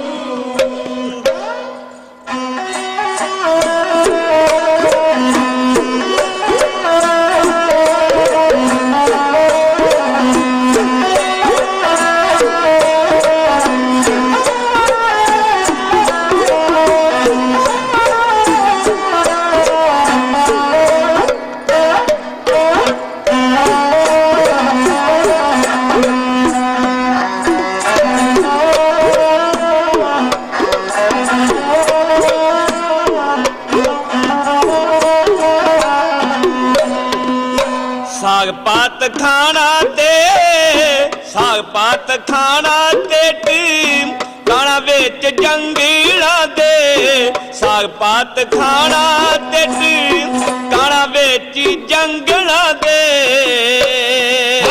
ਸਾਗ ਪਾਤ ਖਾਣਾ ਤੇ ਸਾਗ ਪਾਤ ਖਾਣਾ ਤੇ ਕਾਣਾ ਵਿੱਚ ਜੰਗਲਾਂ ਦੇ ਸਾਗ ਪਾਤ ਖਾਣਾ ਤੇ ਕਾਣਾ ਵਿੱਚ ਜੰਗਲਾਂ ਦੇ ਉਹ ਸਾਗ ਪਾਤ ਖਾਣਾ ਤੇ ਸਾਗ ਪਾਤ ਖਾਣਾ ਤੇ ਕਾਣਾ ਵਿੱਚ ਜੰਗਲਾਂ ਦੇ ਉਹ ਸਾਗ ਪਾਤ ਖਾਣਾ ਤੇ ਸਾਗ ਪਾਤ ਖਾਣਾ ਤੇ ਕਾਣਾ ਵਿੱਚ ਜੰਗਲਾਂ ਦੇ ਨੈਣਾ ਵਿੱਚੋਂ ਨੀਂਦ ਸੀ ਨੈਣਾ ਵਿੱਚੋਂ ਨੀਂਦ ਸੀ ਵਾਈ ਤੇਰੇ ਖਾਲਸੇ ਨੈਣਾ ਵਿੱਚੋਂ ਨੀਂਦ ਸੀ ਵਾਈ ਤੇਰੇ ਖਾਲਸੇ ਨੈਣਾ ਵਿੱਚੋਂ ਨੀਂਦ ਸੀ ਨੈਣਾ ਵਿੱਚੋਂ ਨੀਂਦ ਸੀ ਭਾਈ ਤੇਰੇ ਖਾਲਸੇ ਨੈਣਾ ਵਿੱਚੋਂ ਨੀਂਦ ਸੀ ਭਾਈ ਤੇਰੇ ਖਾਲਸੇ ਉਹ ਪਾਜੜਾ ਪਵਾਈਆਂ ਇਹਨਾਂ ਪਾਜੜਾ ਪਵਾਈਆਂ ਇਹਨਾਂ ਕਾਬਲ ਕੰਧਾਰ ਵਿੱਚ ਉਹ ਪਾਜੜਾ ਪਵਾਈਆਂ ਇਹਨਾਂ ਪਾਜੜਾ ਪਵਾਈਆਂ ਇਹਨਾਂ ਕਾਬਲ ਕੰਧਾਰ ਵਿੱਚ ਮਿੱਟੀ ਵਿੱਚ ਗਜਨੀ ਮਿੱਟੀ ਵਿੱਚ ਗਜਨੀ ਲਾਈ ਤੇਰੇ ਖਾਲਸੇ ਮਿੱਟੀ ਵਿੱਚ ਗਜਨੀ ਲਾਈ ਤੇਰੇ ਖਾਲਸੇ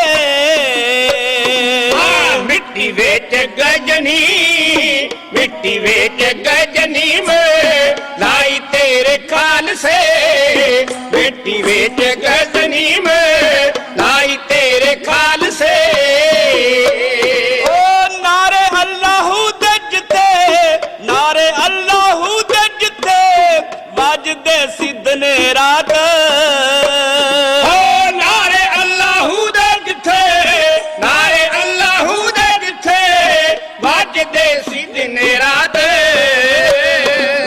ਵਾਹਿਗੁਰੂ ਦੀ ਫਤਿਹ ਜਾ ਵਾਹਿਗੁਰੂ ਦੀ ਫਤਿਹ ਜਪ ਲਾਈ ਤੇਰੇ ਖਾਲਸੇ ਵਾਹਿਗੁਰੂ ਦੀ ਫਤਿਹ ਜਪ ਲਾਈ ਤੇਰੇ ਖਾਲਸੇ ਵਾਹਿਗੁਰੂ ਦੀ ਫਤਿਹ ਜਾ ਵਾਹਿਗੁਰੂ ਦੀ ਫਤਿਹ ਜਪ ਲਾਈ ਤੇਰੇ ਖਾਲਸੇ ਵਾਹਿਗੁਰੂ ਦੀ ਫਤਿਹ ਜਪ ਲਾਈ ਤੇਰੇ ਖਾਲਸੇ ਕੀ ਦੱਸਾਂ ਖੋਲ ਖੋਲ ਕੀ ਦੱਸਾਂ ਖੋਲ ਖੋਲ ਹਾਲ ਸਾਰਾ ਫੋਲ ਫੋਲ ਕੀ ਦੱਸਾਂ ਖੋਲ ਖੋਲ ਕੀ ਦੱਸਾਂ ਖੋਲ ਖੋਲ ਹਾਲ ਸਾਰਾ ਫੋਲ ਫੋਲ ਤਨ ਤਨ ਕੀਤੀ ਹੈ ਤਨ ਤਨ ਕੀਤੀ ਹੈ ਮਾਈ ਤੇਰੇ ਖਾਲਸੇ ਤਨ ਤਨ ਕੀਤੀ ਹੈ ਮਾਈ ਤੇਰੇ ਖਾਲਸੇ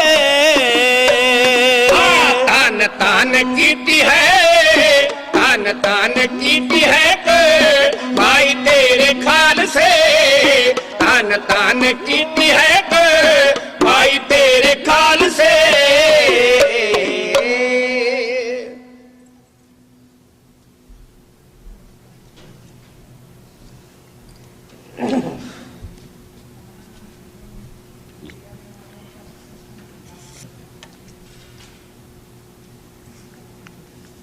परम सत्कारयोग गुरु की साजी नवाजी साध संगत, वाहिगुरु जी का खालसा वाहिगुरु जी की फतेह। सिख कौम का इतिहास बड़ा विलक्षण इतिहास है। कुर्बानियां दा भरिया होया, मुश्किलां नाल पीड़ित, दुखां भुखां दी कहानी, शहादतां ते वगदे हुए लहू दरिया की कथा। जिथे कुछ है उत्थे सेवा सिमरन इत्यादि बहुत गुणां नाल भूषित एक खालसा कौम ते इसका इतिहास है। ਸਾਡੇ ਇਤਿਹਾਸ ਵਿੱਚ ਤੁਹਾਨੂੰ ਜੀਵਨ ਦੀ ਹਰ ਘਟਨਾ ਮਿਲੇਗੀ। ਜੀਵਨ ਦੇ ਹਰ ਸ਼ੁਭ ਗੁਣ ਉੱਤੇ ਕੋਈ ਨਾ ਕੋਈ ਵਾਰਤਾਲਾਪ, ਕੋਈ ਨਾ ਕੋਈ ਕਹਾਣੀ, ਕੋਈ ਨਾ ਕੋਈ ਵਾਰ। ਜਿਵੇਂ ਜਿਵੇਂ ਇਸ ਨੂੰ ਪੜ੍ਹੋਗੇ ਤੁਹਾਨੂੰ ਇਸ ਵਿੱਚੋਂ ਪਤਾ ਚੱਲਦਾ ਜਾਏਗਾ। ਸੰਕਟ ਤੇ ਮੁਸੀਬਤਾਂ ਜਿਹੜੀਆਂ ਸਿੱਖ ਕੌਮ ਨੇ ਬਰਦਾਸ਼ਤ ਕੀਤੀਆਂ ਥੋੜੇ ਜਿਹੇ ਸਮੇਂ ਵਿੱਚ, ਇੰਨੀਆਂ ਸ਼ਾਇਦ ਕਿਸੇ ਹੋਰ ਦੇ ਹਿੱਸੇ ਨਹੀਂ ਆਈਆਂ। ਉਹਦੀ ਸਭ ਤੋਂ ਵੱਡੀ ਵਜ੍ਹਾ ਇਹ ਹੈ ਕਿ ਸਿੱਖ ਇਖਤਲਾਫ ਵਿੱਚੋਂ ਪੈਦਾ ਹੋਇਆ, ਸਿੱਖ ਕੌਮ ਟੱਕਰ ਵਿੱਚੋਂ ਇਸ ਦਾ ਜਨਮ ਹੋਇਆ।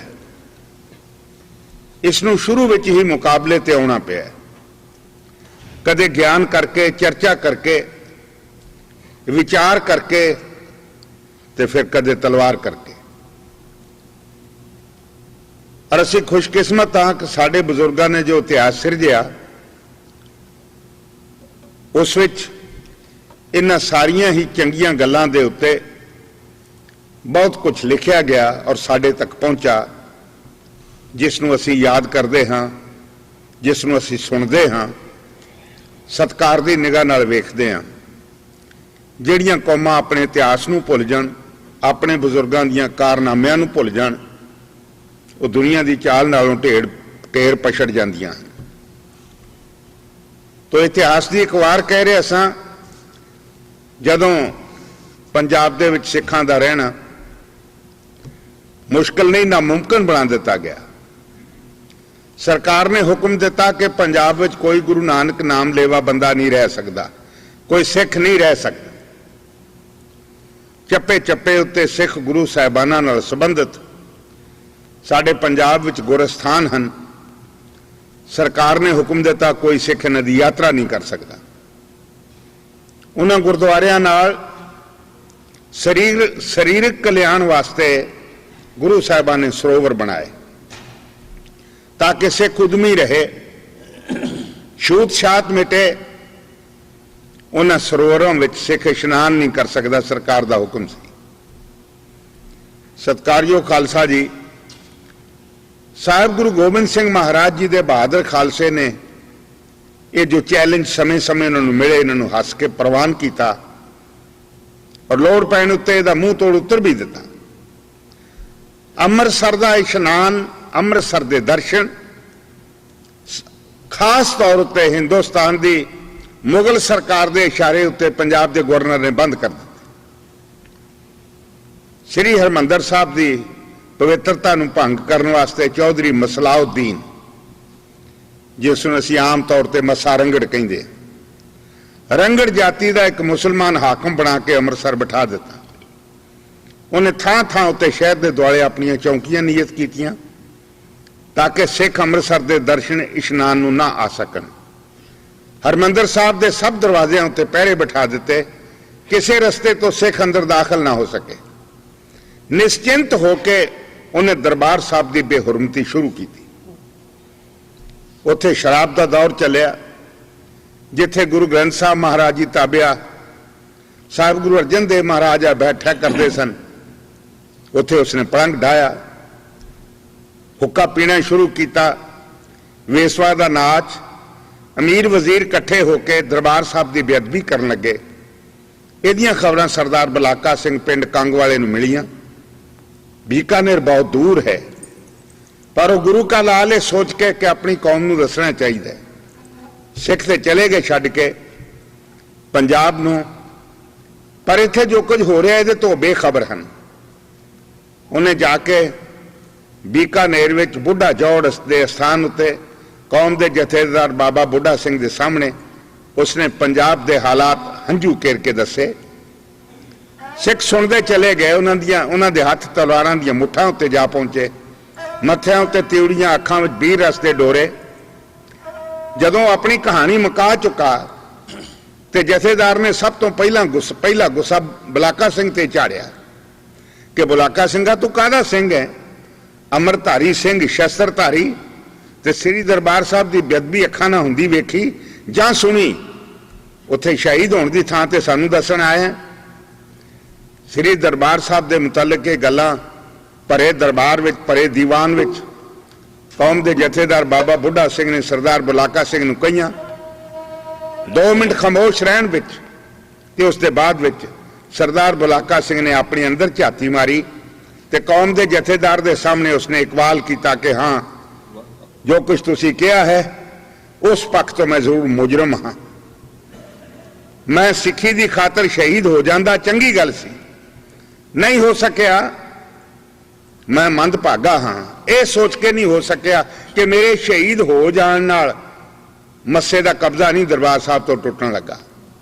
ਇੱਕ ਸਿੱਖ ਦੀ ਸ਼ਹੀਦੀ ਦਾ ਸਵਾਲ ਨਹੀਂ, ਸਮੁੱਚੀ ਕੌਮ ਨੂੰ ਪ੍ਰਭਾਵਿਤ ਕਰਨ ਵਾਲੀ ਗੱਲ ਹੈ। ਇਹ ਤੇ ਸਾਰੀ ਕੌਮ ਨੂੰ ਰਲ ਕੇ ਖੇਡ ਖੇਡਣੀ ਪਵੇਗੀ ਤਾਂ ਜਾ ਕੇ ਅੰਮ੍ਰਿਤਸਰ ਆਜ਼ਾਦ ਹੋਵੇਗਾ।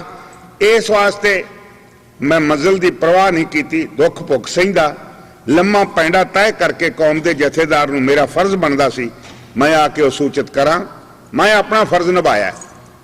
ਪਰ ਜਥੇਦਾਰ ਜੀ ਇੱਕ ਗੱਲ ਦੱਸੋ, ਮੈਂ ਤੇ ਕਦਰਾਂ ਜਾਂ ਸੇਵਕ ਹਾਂ, ਸਧਾਰਨ ਸਿੱਖ ਹਾਂ, ਕੌਮ ਦੀ ਜਥੇਦਾਰੀ ਮੇਰੇ ਕੋਲ ਨਹੀਂ, ਕੌਮ ਵੱਲੋਂ ਕੋਈ ਖਾਸ ਕਿਸਮ ਦੀ ਡਿਊਟੀ ਦਾ ਮੈਂ ਜ਼ਿੰਮੇਵਾਰ ਨਹੀਂ। ਪਰ ਮੈਂ ਤੁਹਾਨੂੰ ਪੁੱਛਦਾ, ਤੁਸੀਂ ਬੀਕਾਨੇਰ ਕਾਹਦੇ ਲਈ ਆ ਕੇ ਬੈਠੇ ਹੋ? ਕੋਈ ਰਿਸ਼ਤੇਦਾਰੀ ਨਹੀਂ ਤੁਹਾਡੀ ਇੱਥੇ, ਕੇਵਲ ਆਪਣੀਆਂ ਜਾਨਾਂ ਬਚਾਉਣ ਲਈ ਤੁਸੀਂ ਇੱਥੇ ਆਏ ਹੋ। ਦਰਬਾਰ ਸਾਹਿਬ ਤੇ ਨਨਕਾਣਾ ਸਾਹਿਬ ਨੂੰ ਪਿੱਠ ਦੇ ਕੇ ਆਪ ਬੀਕਾਨੇਰ ਵਿੱਚ ਬੈਠੇ ਹੋ ਤੇ ਮੈਨੂੰ ਉਲਾਮਾ ਪੈ ਦਿੰਦੇ ਹੋ।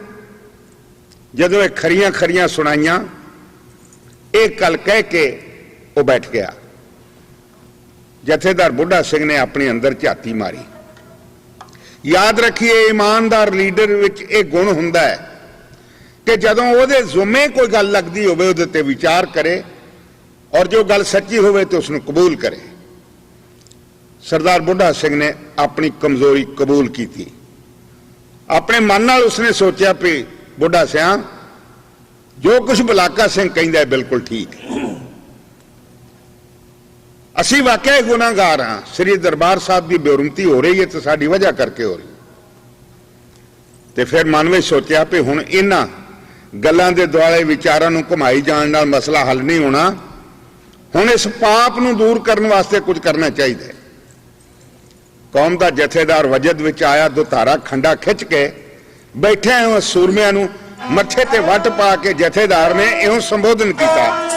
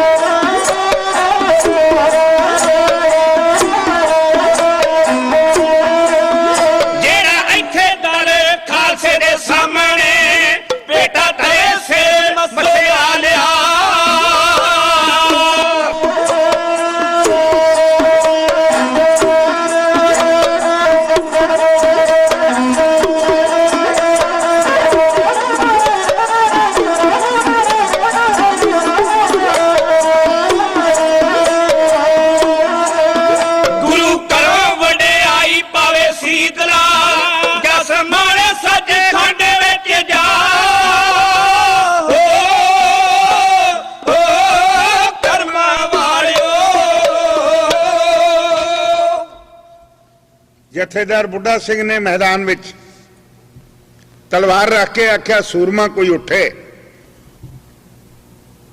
ਚੌਧਰੀ ਮੱਸੇ ਦਾ ਸਿਰ ਵੱਢ ਕੇ ਲਿਆ ਕੇ ਪੰਥ ਦੀ ਸੇਵਾ ਵਿੱਚ ਹਾਜ਼ਰ ਕਰੇ, ਗੁਰੂ ਘਰ ਦੀਆਂ ਖੁਸ਼ੀਆਂ ਲਵੇ, ਗੁਰੂ ਘਰੋਂ ਮਾਣ ਤੇ ਵਡਿਆਈ ਪ੍ਰਾਪਤ ਕਰੇ। ਸਿੱਖ ਇਤਿਹਾਸ ਵਿੱਚ ਦੋ ਕਿਸਮ ਦੀ ਲੀਡਰਸ਼ਿਪ ਸਾਨੂੰ ਦਿਸਦੀ ਹੈ। ਇਸ ਘਟਨਾ ਤੋਂ ਕੁਝ ਵਰੇ ਪਹਿਲਾਂ ਅਹਿਮਦ ਸ਼ਾਹ ਅਬਦਾਲੀ ਦੇ ਵੇਲੇ ਬਖਸ਼ੀ ਜਹਾਨ ਖਾਨ ਨੇ ਜਦੋਂ ਸ੍ਰੀ ਦਰਬਾਰ ਸਾਹਿਬ ਤੇ ਕਬਜ਼ਾ ਕੀਤਾ ਤੇ ਬੇਹੁਰਮਤੀ ਕੀਤੀ, ਇਹਦੀਆਂ ਖਬਰਾਂ ਸਾਬੋ ਕੀ ਤਲਵੰਡੀ ਵਿੱਚ ਕੌਮ ਦੇ ਜਥੇਦਾਰ ਬਾਬਾ ਦੀਪ ਸਿੰਘ ਜੀ ਕੋਲ ਪਹੁੰਚੀਆਂ। ਜਦੋਂ ਸੂਰਮੇ ਨੂੰ ਪਤਾ ਲੱਗਾ ਦਰਬਾਰ ਸਾਹਿਬ ਦੀ ਬੇਅਦਬੀ ਹੋ ਰਹੀ ਹੈ, ਉਸਨੇ ਲਕੀਰ ਖਿੱਚੀ ਤੇ ਆਖਿਆ, ਖਾਲਸਾ ਜੀ, ਸ੍ਰੀ ਦਰਬਾਰ ਸਾਹਿਬ ਦੀ ਬੇਹੁਰਮਤੀ ਰੋਕਣ ਵਾਸਤੇ ਮੈਂ ਚੱਲਿਆ ਹਾਂ। ਜਿਹਨੂੰ ਸ੍ਰੀ ਦਰਬਾਰ ਸਾਹਿਬ ਨਾਲ ਪਿਆਰ ਹੈ, ਮੁਹੱਬਤ ਹੈ, ਸ਼ਰਧਾ ਤੇ ਸਤਕਾਰ ਹੈ, ਉਹ ਮੇਰੇ ਪਿੱਛੇ ਆ ਜਾਵੇ। ਇੱਕ ਜਥੇਦਾਰ ਕਹਿੰਦਾ, ਮੈਂ ਚੱਲਿਆ ਹਾਂ, ਮੇਰੇ ਪਿੱਛੇ ਆਓ ਜਿਨ੍ਹਾਂ ਨੇ ਆਉਣਾ ਹੈ। ਦੂਸਰਾ ਜਥੇਦਾਰ ਹੈ ਬਾਬਾ ਬੁੱਢਾ ਸਿੰਘ, ਮੈਦਾਨ ਵਿੱਚ ਖੰਡਾ ਰੱਖ ਕੇ ਤਲਵਾਰ ਰੱਖ ਕੇ ਕਹਿੰਦਾ, ਕੋਈ ਉੱਠੋ। ਹੈ ਨਾ ਫਰਕ? ਇੱਕ ਜਥੇਦਾਰ ਕਹਿੰਦਾ ਮੈਂ ਚੱਲਿਆ ਹਾਂ, ਦੂਜਾ ਕਹਿੰਦਾ ਕੋਈ ਜਾਵੇ। ਖੈਰ ਮੁਬਾਰਕ ਨੇ ਉਹ ਵੀ ਜਿਨ੍ਹਾਂ ਨੇ ਕੌਮ ਦੀ ਵਿਗੜੀ ਸੰਭਾਲਣ ਵਾਸਤੇ ਇਸ ਤਰ੍ਹਾਂ ਦਾ ਵੀ ਯਤਨ ਕੀਤਾ। ਮੇਰੀ ਮੁਰਾਦ ਜਥੇਦਾਰ ਨੂੰ ਛਟਿਆਉਣ ਦੀ ਨਹੀਂ, ਲੇਕਿਨ ਇੱਕ ਹਕੀਕਤ, ਇੱਕ ਇਤਿਹਾਸਕ ਸਚਾਈ ਆਪਣੀ ਕੌਮ ਦੇ ਸਾਹਮਣੇ ਰੱਖਣ ਤੋਂ ਹੈ। ਦੋ ਕਿਸਮ ਦੀ ਲੀਡਰਸ਼ਿਪ ਹੈ ਦੁਨੀਆ ਵਿੱਚ। ਤੋ ਜਿਸ ਵੇਲੇ ਗੱਲ ਸੁਣੀ, ਇਸ ਤੋਂ ਪਹਿਲਾਂ ਕਿ ਕੋਈ ਹੋਰ ਸੂਰਮਾ ਉੱਠਦਾ, ਸਭ ਤੋਂ ਪਹਿਲਾਂ ਸਰਦਾਰ ਮਤਾਬ ਸਿੰਘ ਮੀਰਾਂਕੋਟ ਉੱਠਿਆ ਔਰ ਉਹਦੇ ਪਿੱਛੋਂ ਸਰਦਾਰ ਸੁੱਖਾ ਸਿੰਘ ਮਾੜੀ ਕੰਬੋਕੀ। ਸਰਦਾਰ ਸੁੱਖਾ ਸਿੰਘ ਮਾੜੀ ਕੰਬੋਕੀ ਦਾ ਜੀਵਨ ਬੜਾ ਵਿਚਿੱਤਰ ਹੈ। ਛੋਟੀ ਉਮਰ ਵਿੱਚ ਸਿੱਖੀ ਦੀ ਪਾਹ ਲੱਗੀ, ਅੰਮ੍ਰਿਤ ਛਕ ਲਿਆ ਤੇ ਘਰ ਦੇ ਫਿਕਰਮੰਦ ਹੋ ਗਏ। ਉਹਨਾਂ ਦਿਨਾਂ ਵਿੱਚ ਸਿੰਘਾਂ ਦੇ ਸਿਰਾਂ ਦੇ ਮੁੱਲ ਪੈਂਦੇ ਸਨ। ਸਿੱਖੀ ਸਰਕਾਰ ਦੀਆਂ ਨਜ਼ਰਾਂ ਵਿੱਚ ਇੱਕ ਮੁਲਜ਼ਮ ਕਲਾਸ ਸੀ। ਉਹਨਾਂ ਨੇ ਆਖਿਆ ਵੀ ਇਹਦੀ ਵਜ੍ਹਾ ਕਰਕੇ ਸਾਰਾ ਟੱਬਰ ਮੁਸੀਬਤ ਦੇ ਮੂੰਹ ਵਿੱਚ ਚਲਾ ਜਾਏ। ਉਹਦੇ ਸੁੱਤੇ ਪਏ ਦੇ ਕੇਸ ਕਤਲ ਕਰ ਦਿੱਤੇ। ਜਦੋਂ ਸਰਦਾਰ ਸੁੱਖਾ ਸਿੰਘ ਉੱਠਿਆ, ਵੇਖੇ ਗੁਰੂ ਗੋਬਿੰਦ ਸਿੰਘ ਮਹਾਰਾਜ ਜੀ ਦੀ ਬਖਸ਼ਿਸ਼ ਕੇਸ ਸੀਸ ਤੇ ਨਹੀਂ, ਪਿੰਡ ਦੇ ਖੂਹ ਵਿੱਚ ਛਾਲ ਮਾਰ ਦਿੱਤੀ। ਸਿਆਣੇ ਇਕੱਠੇ ਹੋ ਗਏ, ਛੇਤੀ ਪਤਾ ਲੱਗ ਗਿਆ ਤੇ ਇੱਕ ਬਜ਼ੁਰਗ ਨੇ ਤਾਨਾ ਦੇ ਕੇ ਉੱਤੋਂ ਮਨ ਤੋਂ ਖਲੋ ਕੇ ਆਖਿਆ, ਉਹ ਨੌਜਵਾਨਾ, ਇਦਾਂ ਕਮਜ਼ੋਰਾਂ ਵਾਂਗੂ ਖੁਦਕਸ਼ੀਆਂ ਕਰ ਲੈਣੀਆਂ ਮਰਦਾਂ ਦਾ ਕੰਮ ਨਹੀਂ। ਜੇ ਮਾਰੀ ਜਾਣਾ ਹੈ ਤੇ ਕੌਮ ਦੀ ਖਾਤਰ ਮਾਰ। ਕੋਈ ਕੰਮ ਕਰ ਜਿਹੜਾ ਇਤਿਹਾਸ ਵਿੱਚ ਜਿਉਂਦਾ ਰੱਖੇ ਤੇਰੇ ਨਾਂ ਨੂੰ। ਬਾਹਰ ਕੱਢਿਆ, ਪਿੰਡ ਦੇ ਇੱਕ ਜ਼ਿਮੀਂਦਾਰ ਦੀ ਘੋੜੀ ਬਾਹਰ ਚਰਦੀ ਸੀ, ਵੇਖੀ, ਉਹਦੇ ਤੇ ਚੜਿਆ, ਅੱਡੀ ਲਾਈ ਤੇ ਖਾਲਸਾ ਦਲ ਵਿੱਚ ਜਾ ਕੇ ਸ਼ਾਮਲ ਹੋ ਗਿਆ। ਉਹ ਸਰਦਾਰ ਸੁੱਖਾ ਸਿੰਘ ਮਾੜੀ ਕੰਬੋਕੀ ਅੱਜ ਇਸ ਜਥੇ ਵਿੱਚ ਬੈਠਾ ਹੈ। ਜਦੋਂ ਸਰਦਾਰ ਮਤਾਬ ਸਿੰਘ ਨੂੰ ਉੱਠਦਿਆਂ ਵੇਖਿਆ, ਇਹਨੇ ਵੀ ਦੇਰ ਨਹੀਂ ਲਾਈ। ਇਹ ਦੋਵੇਂ ਸੂਰਮੇ ਸਰਦਾਰ ਜਥੇਦਾਰ ਬਾਬਾ ਬੁੱਢਾ ਸਿੰਘ ਦੇ ਸਾਹਮਣੇ ਪਾ ਕੇ ਗਲ ਵਿੱਚ ਪੱਲਾ, ਕਹਿੰਦੇ ਨੇ, ਜੇ ਗੁਰੂ ਨੂੰ ਸਾਹਿਬ ਨੂੰ ਪਾਇਆ, ਜੇ ਖਾਲਸਾ ਪੰਥ ਦੀਆਂ ਅਰਦਾਸਾਂ ਸਾਡਾ ਸਾਥ ਦੇਣ, ਅਸੀਂ ਸ੍ਰੀ ਦਰਬਾਰ ਸਾਹਿਬ ਦੀ ਹੁੰਦੀ ਬੇਰਹਿਮਤੀ ਤੇ ਉਸ ਪਾਪੀ ਦਾ ਸਿਰ ਉਤਾਰ ਕੇ ਪੰਥ ਦੀ ਸੇਵਾ ਵਿੱਚ ਹਾਜ਼ਰ ਕਰਾਂਗੇ। ਇਹ ਸੁਣ ਕੇ ਬਚਨ ਸਰਦਾਰ ਮਤਾਬ ਸਿੰਘ ਤੇ ਸੁੱਖਾ ਸਿੰਘ ਕਿਵੇਂ ਉੱਠੇ, ਸਾਕਾ ਸਰਵਣ ਕਰ।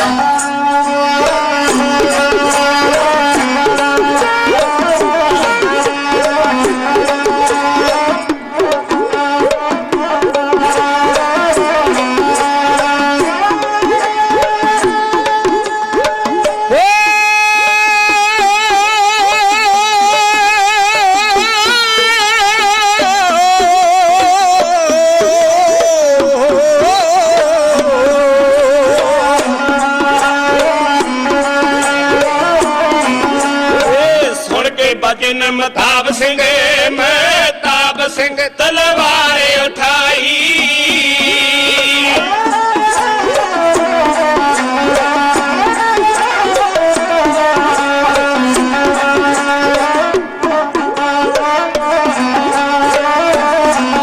ਇਹ ਸੁਣ ਕੇ ਬਚਨ ਮਹਿਤਾਬ ਸਿੰਘ ਤਲਵਾਰ ਉਠਾਈ ਤੂੰ ਕੱਢੀ ਬਲਦੀ ਲਾੜਿਓ ਬਿਜਲੀ ਚਮਕਾਈ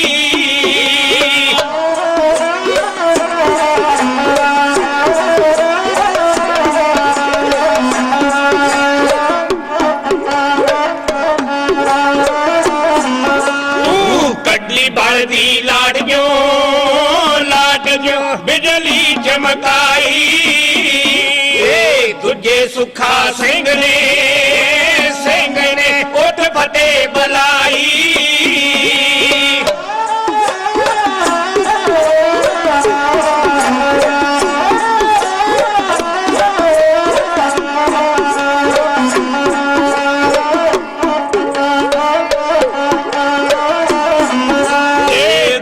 ਸੁਖਾ ਸਿੰਘ ਨੇ ਉੱਠ ਫਤਿਹ ਬੁਲਾਈ ਫੇਰ ਜਥੇਦਾਰ ਦੇ ਸਾਹਮਣੇ ਹੋ ਦੋਵੇਂ ਪਾਈ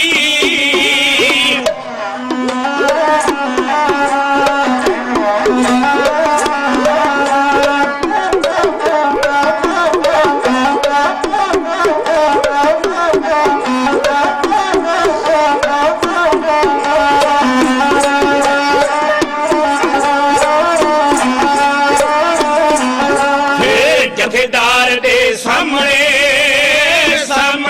ਹੋ ਦੋਵੇਂ ਪਾਈ ਬੋਲੇ ਸਾਨੂੰ ਪੰਥ ਦੇ ਬਖਸ਼ੇ ਵਡਿਆਈ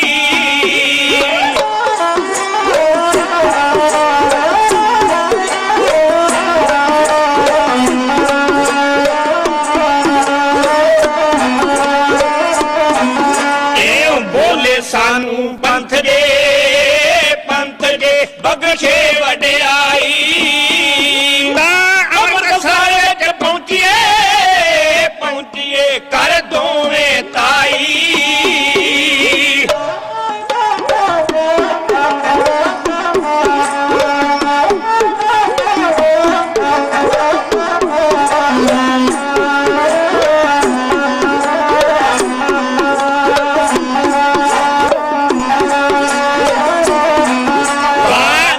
ਸਾਰੇ ਵਿੱਚ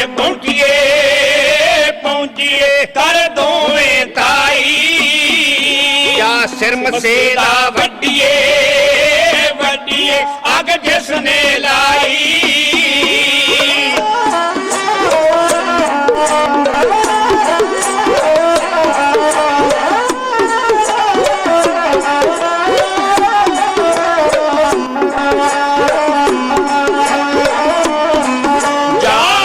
ਮਸੇਦਾ ਵੱਡੀਏ ਅੱਗ ਜਿਸ ਨੇ ਲਾਈ ਇੱਕ ਤੇ ਮਟਾਵੇ ਸੀਤਲਾ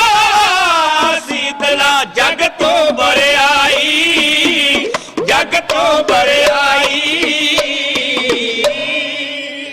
ਦੋਵੇਂ ਸੂਰਮੇ ਹੱਥ ਬੰਨ ਕੇ ਭਰੇ ਦੀਵਾਨ ਵਿੱਚ ਖਲੋ ਗਏ ਤੇ ਗਲ ਵਿੱਚ ਪੱਲਾ ਪਾ ਕੇ ਆਖਿਆ ਖਾਲਸਾ ਪੰਥ ਅਰਦਾਸ ਕਰੋ ਬਾਜਾਂ ਵਾਲਾ ਸਾਨੂੰ ਆਪਣੇ ਮਿਸ਼ਨ ਵਿੱਚ ਕਾਮਯਾਬੀ ਦੇਵੇ ਅਸੀਂ ਹਰਮੰਦਰ ਸਾਹਿਬ ਦੇ ਵਿੱਚ ਬੈਠ ਕੇ ਪਾਪ ਕਰਨ ਵਾਲੇ ਮੱਸੇ ਰੰਗੜ ਦਾ ਸਿਰ ਉਤਾਰ ਕੇ ਪੰਥ ਦੀ ਸੇਵਾ ਵਿੱਚ ਰੱਖਣ ਵਿੱਚ ਕਾਮਯਾਬ ਹੋ ਜਾਈਏ ਸਾਰੀ ਸੰਗਤ ਨੇ ਉੱਠ ਕੇ ਇਹਨਾਂ ਦੋਵਾਂ ਸੂਰਮਿਆਂ ਦੀ ਫਤਿਹਯਾਬੀ ਵਾਸਤੇ ਅਰਦਾਸ ਕੀਤੀ ਗਰੀਬ ਨਵਾਜ਼ ਸੱਚੇ ਪਾਤਸ਼ਾਹ ਕਿਸੇ ਆਪਣੀ ਸ਼ਕਤੀ ਦੇ ਸਹਾਰੇ ਨਹੀਂ ਤੇਰੇ ਨਾਮ ਸਦਕਾ ਤੇਰੇ ਨਾਮ ਤਰੀਕ ਸਿੱਖ ਖਾਲਸਾ ਪੰਥ ਦੀ ਚੜ੍ਹਦੀ ਕਲਾ ਲਈ ਤੇ ਦੋਖੀਆਂ ਦਾ ਨਾਸ਼ ਕਰਨ ਵਾਸਤੇ ਤੇਰੇ ਚਰਨਾਂ ਵਿੱਚ ਅਰਦਾਸ ਕਰਦੇ ਅਨਸਾਈ ਹੋਣਾ ਦੋਵੇਂ ਘੋੜਿਆਂ ਤੇ ਚੜੇ ਵੇਖਦਿਆਂ ਅੱਖਾਂ ਤੋਂ ਓਝਲ ਹੋ ਗਏ ਬੀਕਾਨੇਰ ਤੋਂ ਅੰਮ੍ਰਿਤਸਰ ਤੱਕ ਆਉਂਦਿਆਂ ਇਹਨਾਂ ਨੂੰ ਕਈ ਰਾਤਾਂ ਰਾਹ ਵਿੱਚ ਬਿਤਾਉਣੀਆਂ ਪਈਆਂ ਕੁਝ ਬਚ ਬਚਾ ਕੇ ਵੀ ਚੱਲਦੇ ਰਹੇ ਕੁਝ ਉਧੜ ਗੁੱਧੜੇ ਰਸਤਿਆਂ ਥਾਣੀ ਆਖਰ ਇਹ ਸ੍ਰੀ ਅੰਮ੍ਰਿਤਸਰ ਸਾਹਿਬ ਦੇ ਨੇੜੇ ਪਹੁੰਚ ਗਏ ਇਸ ਤੋਂ ਪਹਿਲਾਂ ਕਿ ਸੂਰਮੇ ਅੰਮ੍ਰਿਤਸਰ ਵਿੱਚ ਦਾਖਲ ਹੁੰਦੇ ਇੱਕ ਦਰਖਤ ਥੱਲੇ ਬੈਠ ਕੇ ਦੋਵਾਂ ਨੇ ਕੁਝ ਆਪਣੀ ਪੇਟ ਪੂਜਾ ਕੀਤੀ ਕੁਝ ਛਕਿਆ ਛਕਾਇਆ ਘੋੜਿਆਂ ਨੂੰ ਦਾਣਾ ਪੱਠਾ ਚਾਰਿਆ ਕਿਉਂਕਿ ਸੰਕਟ ਦੀ ਘੜੀ ਸਿਰ ਤੇ ਸੀ ਉਹ ਸਮਝਦੇ ਸਨ ਕਿ ਅੰਮ੍ਰਿਤਸਰ ਦੀ ਧਰਤੀ ਵਿੱਚ ਜੇ ਅਸੀਂ ਮੱਸੇ ਰੰਗੜ ਦਾ ਕਤਲ ਕਰਨ ਵਿੱਚ ਕਾਮਯਾਬ ਹੋਏ ਫਿਰ ਇਹਨਾਂ ਘੋੜਿਆਂ ਨੂੰ ਤੇਜ਼ ਲਿਆਉਣਾ ਪਵੇਗਾ। ਸ਼ੱਕ ਛਕਾ ਕੇ ਵਿਹਲੇ ਹੋ ਕੇ ਫਿਰ ਅਗਲੀ ਸਕੀਮ ਤਿਆਰ ਕੀਤੀ ਕਿ 4 ਚੁਫੇਰੇ ਦੁਸ਼ਮਣ ਦਾ ਪਹਿਰਾ ਹੈ, ਫੌਜਾਂ ਖਲੋਤੀਆਂ ਹੋਈਆਂ ਨੇ। ਮੱਸਾ ਰੰਗੜ ਨੇ ਅੰਮ੍ਰਿਤਸਰ ਦਰਬਾਰ ਸਾਹਿਬ ਦੀ ਪੂਰੀ ਤਰ੍ਹਾਂ ਘੇਰਾਬੰਦੀ ਤੇ ਨਾਕਾਬੰਦੀ ਕੀਤੀ ਹੋਈ। ਉੱਥੇ ਪਹੁੰਚਣ ਵਾਸਤੇ ਸਾਨੂੰ ਕੀ ਕੁਝ ਕਰਨਾ ਚਾਹੀਦਾ ਹੈ? ਕਲਗੀਆਂ ਵਾਲੇ ਦੇ ਚਰਨਾਂ ਵਿੱਚ ਅਰਦਾਸ ਕੀਤੀ, ਪਾਤਸ਼ਾਹ ਤੂੰ ਹੀ ਕੋਈ ਸਬੀਲ ਬਣਾ। ਅਰਦਾਸ ਕੀਤੀ ਵਿੱਚ ਕਾਮਯਾਬ ਹੋਏ। ਇਹਨਾਂ ਨੇ ਕਿਹਾ ਠੀਕ ਹੈ, ਸਾਨੂੰ ਚੌਧਰੀਆਂ ਦਾ ਭੇਸ ਧਾਰ ਲੈਣਾ ਚਾਹੀਦਾ। ਉਸ ਜ਼ਮਾਨੇ ਦੇ ਚੌਧਰੀ ਲੰਮੇ ਚੋਲੇ ਪਾਉਂਦੇ ਸਨ ਅਤੇ ਆਪਣੇ ਵਾਲ ਜਿਹੜੇ ਸਨ, ਕੇਸ ਜਿਹੜੇ ਸਨ, ਉਹ ਪਿੱਛੇ ਸੁੱਟ ਲੈਂਦੇ ਸਨ। ਉਹਦੇ ਉੱਪਰ ਦੀ ਉਹ ਗੋਲ ਪੱਗਾਂ ਬੰਨ੍ਹਦੇ ਸਨ। ਸਤਿਕਾਰਯੋਗ ਖਾਲਸਾ ਜੀ, ਇਹਨਾਂ ਦੋਵਾਂ ਸਿੰਘਾਂ ਨੇ ਆਪਣਾ ਭੇਸ ਬਦਲ ਲਿਆ, ਆਪਣੀਆਂ ਤਲਵਾਰਾਂ ਚੋਗਿਆਂ ਦੇ ਹੇਠਾਂ ਲੁਕਾ ਲਈਆਂ। ਜਿਸ ਥੇ ਤੇ ਬੈਠੇ ਸਨ ਉੱਥੋਂ ਠੀਕਰੀਆਂ ਇਕੱਠੀਆਂ ਕਰਕੇ ਉਹਨਾਂ ਨੂੰ ਇੱਕ ਬੋਰੀ ਵਿੱਚ ਪਾ ਲਿਆ ਤੇ ਫੈਸਲਾ ਹੋ ਲਿਆ ਕਿ ਆਪਾਂ ਨੂੰ ਜੇ ਕੋਈ ਪੁੱਛੇ ਤੇ ਹੀ ਦੱਸਣਾ ਹੈ ਕਿ ਅਸੀਂ ਪੱਟੀ ਦੇ ਹਾਕਮ ਆ ਤੇ ਚੌਧਰੀ ਮੱਸੇ ਨੂੰ ਅਸੀਂ ਮਾਮਲਾ ਇਕੱਠਾ ਕਰਕੇ ਤਾਰਨ ਵਾਸਤੇ ਆਏ। ਬਸ ਇਸ ਸਕੀਮ ਤੇ ਅਮਲ ਕਰਨ ਵਾਸਤੇ ਦੋਵੇਂ ਦ੍ਰਿੜ ਹੋ ਗਏ। ਘੋੜੇ ਲੈ ਕੇ ਉਹ ਸ੍ਰੀ ਦਰਬਾਰ ਸਾਹਿਬ ਵੱਲ ਵਧੇ। ਰਸਤੇ ਤੇ ਜਿਹੜੀ ਵੀ ਪੁਲਿਸ ਚੌਕੀ ਆਈ, ਜਿਸ ਫੌਜ ਨੇ ਵੀ ਰੋਕਿਆ, ਕੌਣ ਹੋ? ਪੱਟੀ ਦੇ ਨੰਬਰਦਾਰ ਆ। ਕਿੱਧਰ ਚੱਲੇ ਹੋ? ਚੌਧਰੀ ਮੱਸੇ ਨੂੰ ਮਾਮਲਾ ਦੇਣ ਵਾਸਤੇ ਚੱਲੇ ਆ। ਕਿਸੇ ਨੇ ਨਹੀਂ ਰੋਕਿਆ। ਗੁਰੂ ਅੰਗ ਸੰਗ ਸੀ। ਵਧਦੇ ਹੋਏ ਇਹ ਦਰਸ਼ਨੀ ਡਿਓੜੀ ਦੇ ਸਾਹਮਣੇ ਚਲੇ ਗਏ। ਜਦੋਂ ਸ੍ਰੀ ਦਰਬਾਰ ਸਾਹਿਬ ਵਿੱਚ ਸਿੱਖ ਦਾਖਲ ਹੁੰਦਾ ਹੈ, ਦਰਸ਼ਨੀ ਡਿਓੜੀ ਦੇ ਸੱਜੇ ਬੰਨੇ ਇੱਕ ਬੇਰੀ ਹੈ ਜਿਸ ਦਾ ਨਾਂ ਲਾਚੀ ਬੇਰ। ਇਹਨੂੰ ਨਿੱਕੇ ਨਿੱਕੇ ਲਾਚੀ ਦੀ ਸਾਈਜ਼ ਦੇ ਬੇਰ ਲੱਗਦੇ ਹੁੰਦੇ ਨੇ। ਗੁਰੂ ਅਰਜਨ ਦੇਵ ਸਤਿਗੁਰੂ ਸੱਚੇ ਪਾਤਸ਼ਾਹ ਤੇ ਗੁਰੂ ਰਾਮਦਾਸ ਮਹਾਰਾਜ ਦੋਵੇਂ ਹੀ ਸਤਿਗੁਰੂ ਜਦੋਂ ਦਰਬਾਰ ਸਾਹਿਬ ਦੀ ਸੇਵਾ ਤੇ ਹਰਮੰਦਰ ਸਾਹਿਬ ਦੇ ਸਰੋਵਰ ਦੀ ਸੇਵਾ ਕਰਵਾਉਂਦੇ ਸਨ, ਇਸ ਬੇਰੀ ਥੱਲੇ ਬੈਠ ਕੇ ਉਹ ਸੇਵਾ ਨੂੰ ਵੇਖਦੇ ਸਨ ਤੇ ਸਿੱਖ ਸੰਗਤਾਂ ਨੂੰ ਉਪਦੇਸ਼ ਦਿੰਦੇ ਸਨ। ਉਸ ਪਵਿੱਤਰ ਬੇੜੀ ਨਾਲ ਦੋਵਾਂ ਨੇ ਜਾ ਕੇ ਆਪਣੇ ਘੋੜੇ ਬੰਨ੍ਹ ਦਿੱਤੇ। ਪਹਿਰੇਦਾਰ ਖਲੋਤਾ ਸੀ ਦਰਸ਼ਨੀ ਡਿਓੜੀ ਵਿੱਚ। ਉਹਨੇ ਵੀ ਦੇਖਿਆ, ਮੋਢੇ ਤੇ ਚੁੱਕੀ ਸਰਦਾਰ ਸੁੱਖਾ ਸਿੰਘ ਨੇ ਠੀਕਰੀਆਂ ਦੀ ਬੋਰੀ। ਫਿਰ ਪੁੱਛਿਆ ਉਸਨੇ, ਕੌਣ ਹੋ? ਜਵਾਬ ਬੜਾ ਮਾਕੂਲ ਸੀ, ਦੇ ਦਿੱਤਾ, ਹਾਂ ਚੌਧਰੀ ਨੂੰ ਅਸੀਂ ਮਾਮਲਾ ਦੇਣ ਚੱਲੇ ਹਾਂ, ਜਲਦੀ ਜਾਓ। ਪਹਿਰੇਦਾਰ ਪਿੱਛੇ ਹਟ ਗਿਆ। ਦੋਵੇਂ ਸਰਦਾਰ ਗੁਰੂ ਰਾਮਦਾਸ ਮਹਾਰਾਜ ਜੀ ਦੇ ਪਾਵਨ ਦਰਬਾਰ ਨੂੰ, ਸ੍ਰੀ ਹਰਿਮੰਦਰ ਸਾਹਿਬ ਨੂੰ ਵੇਖਿਆ ਤੇ ਅੰਦਰ ਹੀ ਅੰਦਰ ਅਰਦਾਸ ਕੀਤੀ, ਸੱਚੇ ਪਾਤਸ਼ਾਹ ਹੁਣ ਬਲ ਬਖਸ਼ੀ, ਅਸੀਂ ਖਾਲਸਾ ਪੰਥ ਦੇ ਚਰਨਾਂ ਵਿੱਚ ਇਸ ਜ਼ਾਲਮ ਦਾ ਸਿਰ ਲੈ ਕੇ ਹਾਜ਼ਰ ਹੋ ਸਕੀਏ।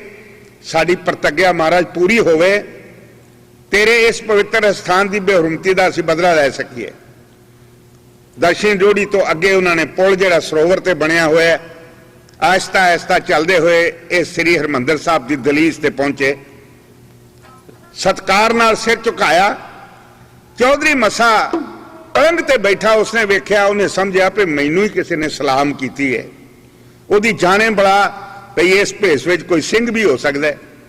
ਅੰਦਰ ਲੰਘ ਗਏ ਤੇ ਜਾ ਕੇ ਆਖਿਆ, ਸੂਬੇਦਾਰ ਅਸੀਂ ਪੱਟੀ ਦੇ ਹਾਕਮ ਤੁਹਾਨੂੰ ਮਾਮਲਾ ਦੇਣ ਵਾਸਤੇ ਆਏ ਹਾਂ, ਇਹ ਸੋਚ ਕੇ ਵੀ ਸਾਧੋ ਗਦੀ ਦੇ ਜ਼ਮਾਨੇ ਵਿੱਚ ਤੁਹਾਨੂੰ ਪੈਸੇ ਦੀ ਲੋੜ ਹੋਵੇਗੀ। ਮੱਸਾ ਬੜਾ ਖੁਸ਼ ਹੋਇਆ, ਕਹਿੰਦਾ ਪਲੰਗ ਦੇ ਥੱਲੇ ਰੱਖ ਦਿਓ। ਸਰਦਾਰ ਸੁੱਖਾ ਸਿੰਘ ਨੇ ਬੋਰੀ ਜਦੋਂ ਪਲੰਗ ਦੇ ਥੱਲੇ ਸੁੱਟੀ, ਮੱਸੇ ਨੇ ਵੇਖਿਆ ਵੀ ਮਾਇਆ ਚੋਖੀ ਹੈ। ਜਦੋਂ ਸਿਰ ਝੁਕਾਇਆ, ਖਿੱਚੀ ਤੇਗ ਸਰਦਾਰ ਮਤਾਬ ਸਿੰਘ ਨੇ ਲੈ ਕੇ ਸਤਿਗੁਰੂ ਦਾ ਨਾਮ ਫਿਰ ਵਾਰ ਕੀਤਾ।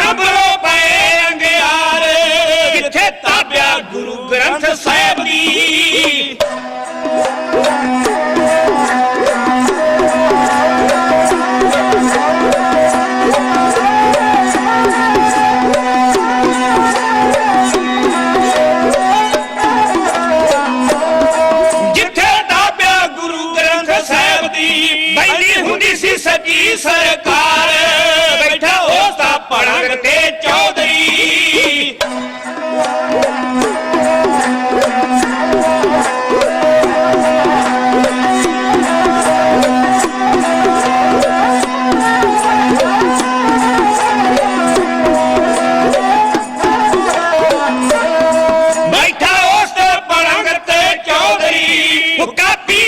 ਮਸਬਦਕਾਰ ਲੈ ਚੱਲ ਰਿਹਾ ਸੀ ਸ਼ਰਾਬ ਦਾ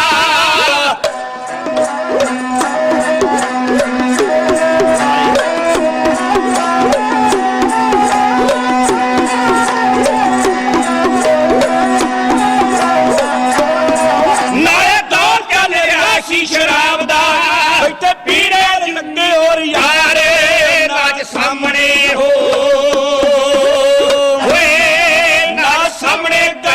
ਪਈ ਵੇਸਵਾ ਪਾਵੇ ਬੋਲੀਆਂ ਉਹ ਬਾਹ ਨੂੰ ਅਨਾਰ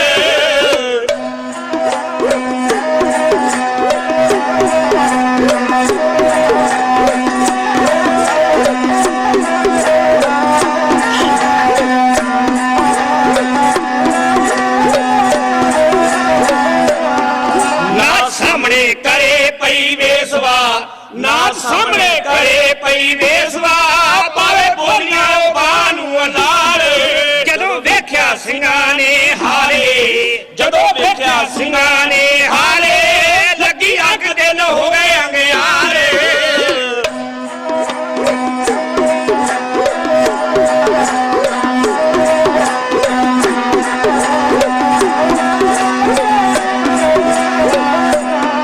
ਜਦੋਂ ਵੇਖਿਆ ਸਿੰਘਾਂ ਨੇ ਹਾਰੇ ਜਦੋਂ ਵੇਖਿਆ ਸਿੰਘਾਂ ਨੇ ਹਾਰੇ ਲੱਗੀ ਅੱਗ ਦਿਲ ਹੋ ਗਏ ਅੰਗਿਆਰ ਥੈਲੀ ਸੁੱਟੀ ਉਹਨਾਂ ਹੇਠਾਂ ਪਲੰਗ ਦੇ ਥੈਲੀ ਸੁੱਟੀ ਉਹਨਾਂ ਹੇਠਾਂ ਪਲੰਗ ਦੇ ਦੂਜੇ ਹੱਥ ਨਾਲ ਤੂੰ ਲਈ ਤਲਵਾਰ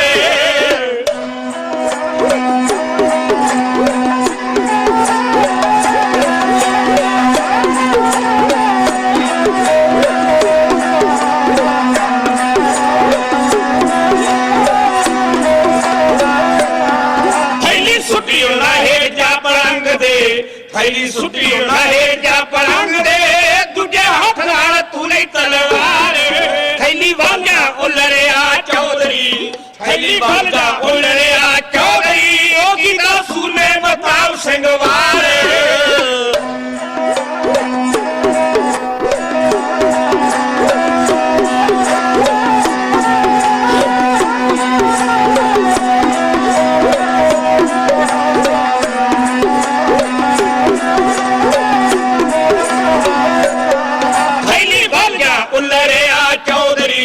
ਥੈਲੀ ਵਾਲਿਆ ਉਲਰਿਆ ਚੌਧਰੀ ਉਹ ਕੀਤਾ ਸੂਰਮੇ ਮਤਾਬ ਸਿੰਘ ਵਾਰ ਸਿਰ ਲਾ ਲਿਆ ਮੱਸੇ ਬਦਮਾਸ਼ ਦਾ ਸਿਰ ਲਾ ਲਿਆ ਮੱਸੇ ਬਦਮਾਸ਼ ਦਾ ਦਿਲ ਤੇ ਹੋ ਲਾਗੇ 5-7 ਮਾਰੇ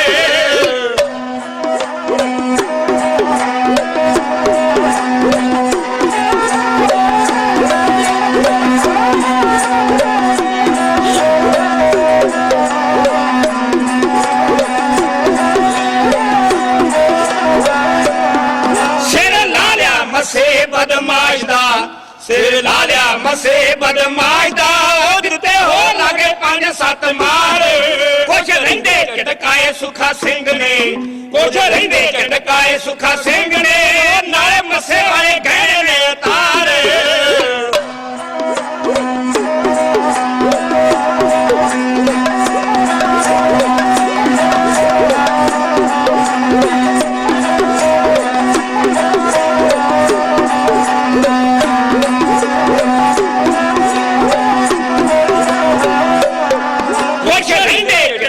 ਸੁਖਾ ਸਿੰਘ ਨੇ ਕੁਛ ਰਹਿੰਦੇ ਝਟਕਾਏ ਸੁਖਾ ਸਿੰਘ ਨੇ ਨਾਲੇ ਮੱਸੇ ਵਾਲੇ ਗਏ ਨੇ ਉਤਾਰ ਜੱਟ ਸ਼ੇਰ ਵਾਲਾ ਕਰ ਦੋਵੇਂ ਸੂਰਮੇ ਜੱਟ ਸ਼ੇਰ ਵਾਲਾ ਕਰ ਦੋਵੇਂ ਸੂਰਮੇ ਹੋ ਗਏ ਘੋੜਿਆਂ ਦੇ ਉੱਤੇ ਅਸਵਾਰ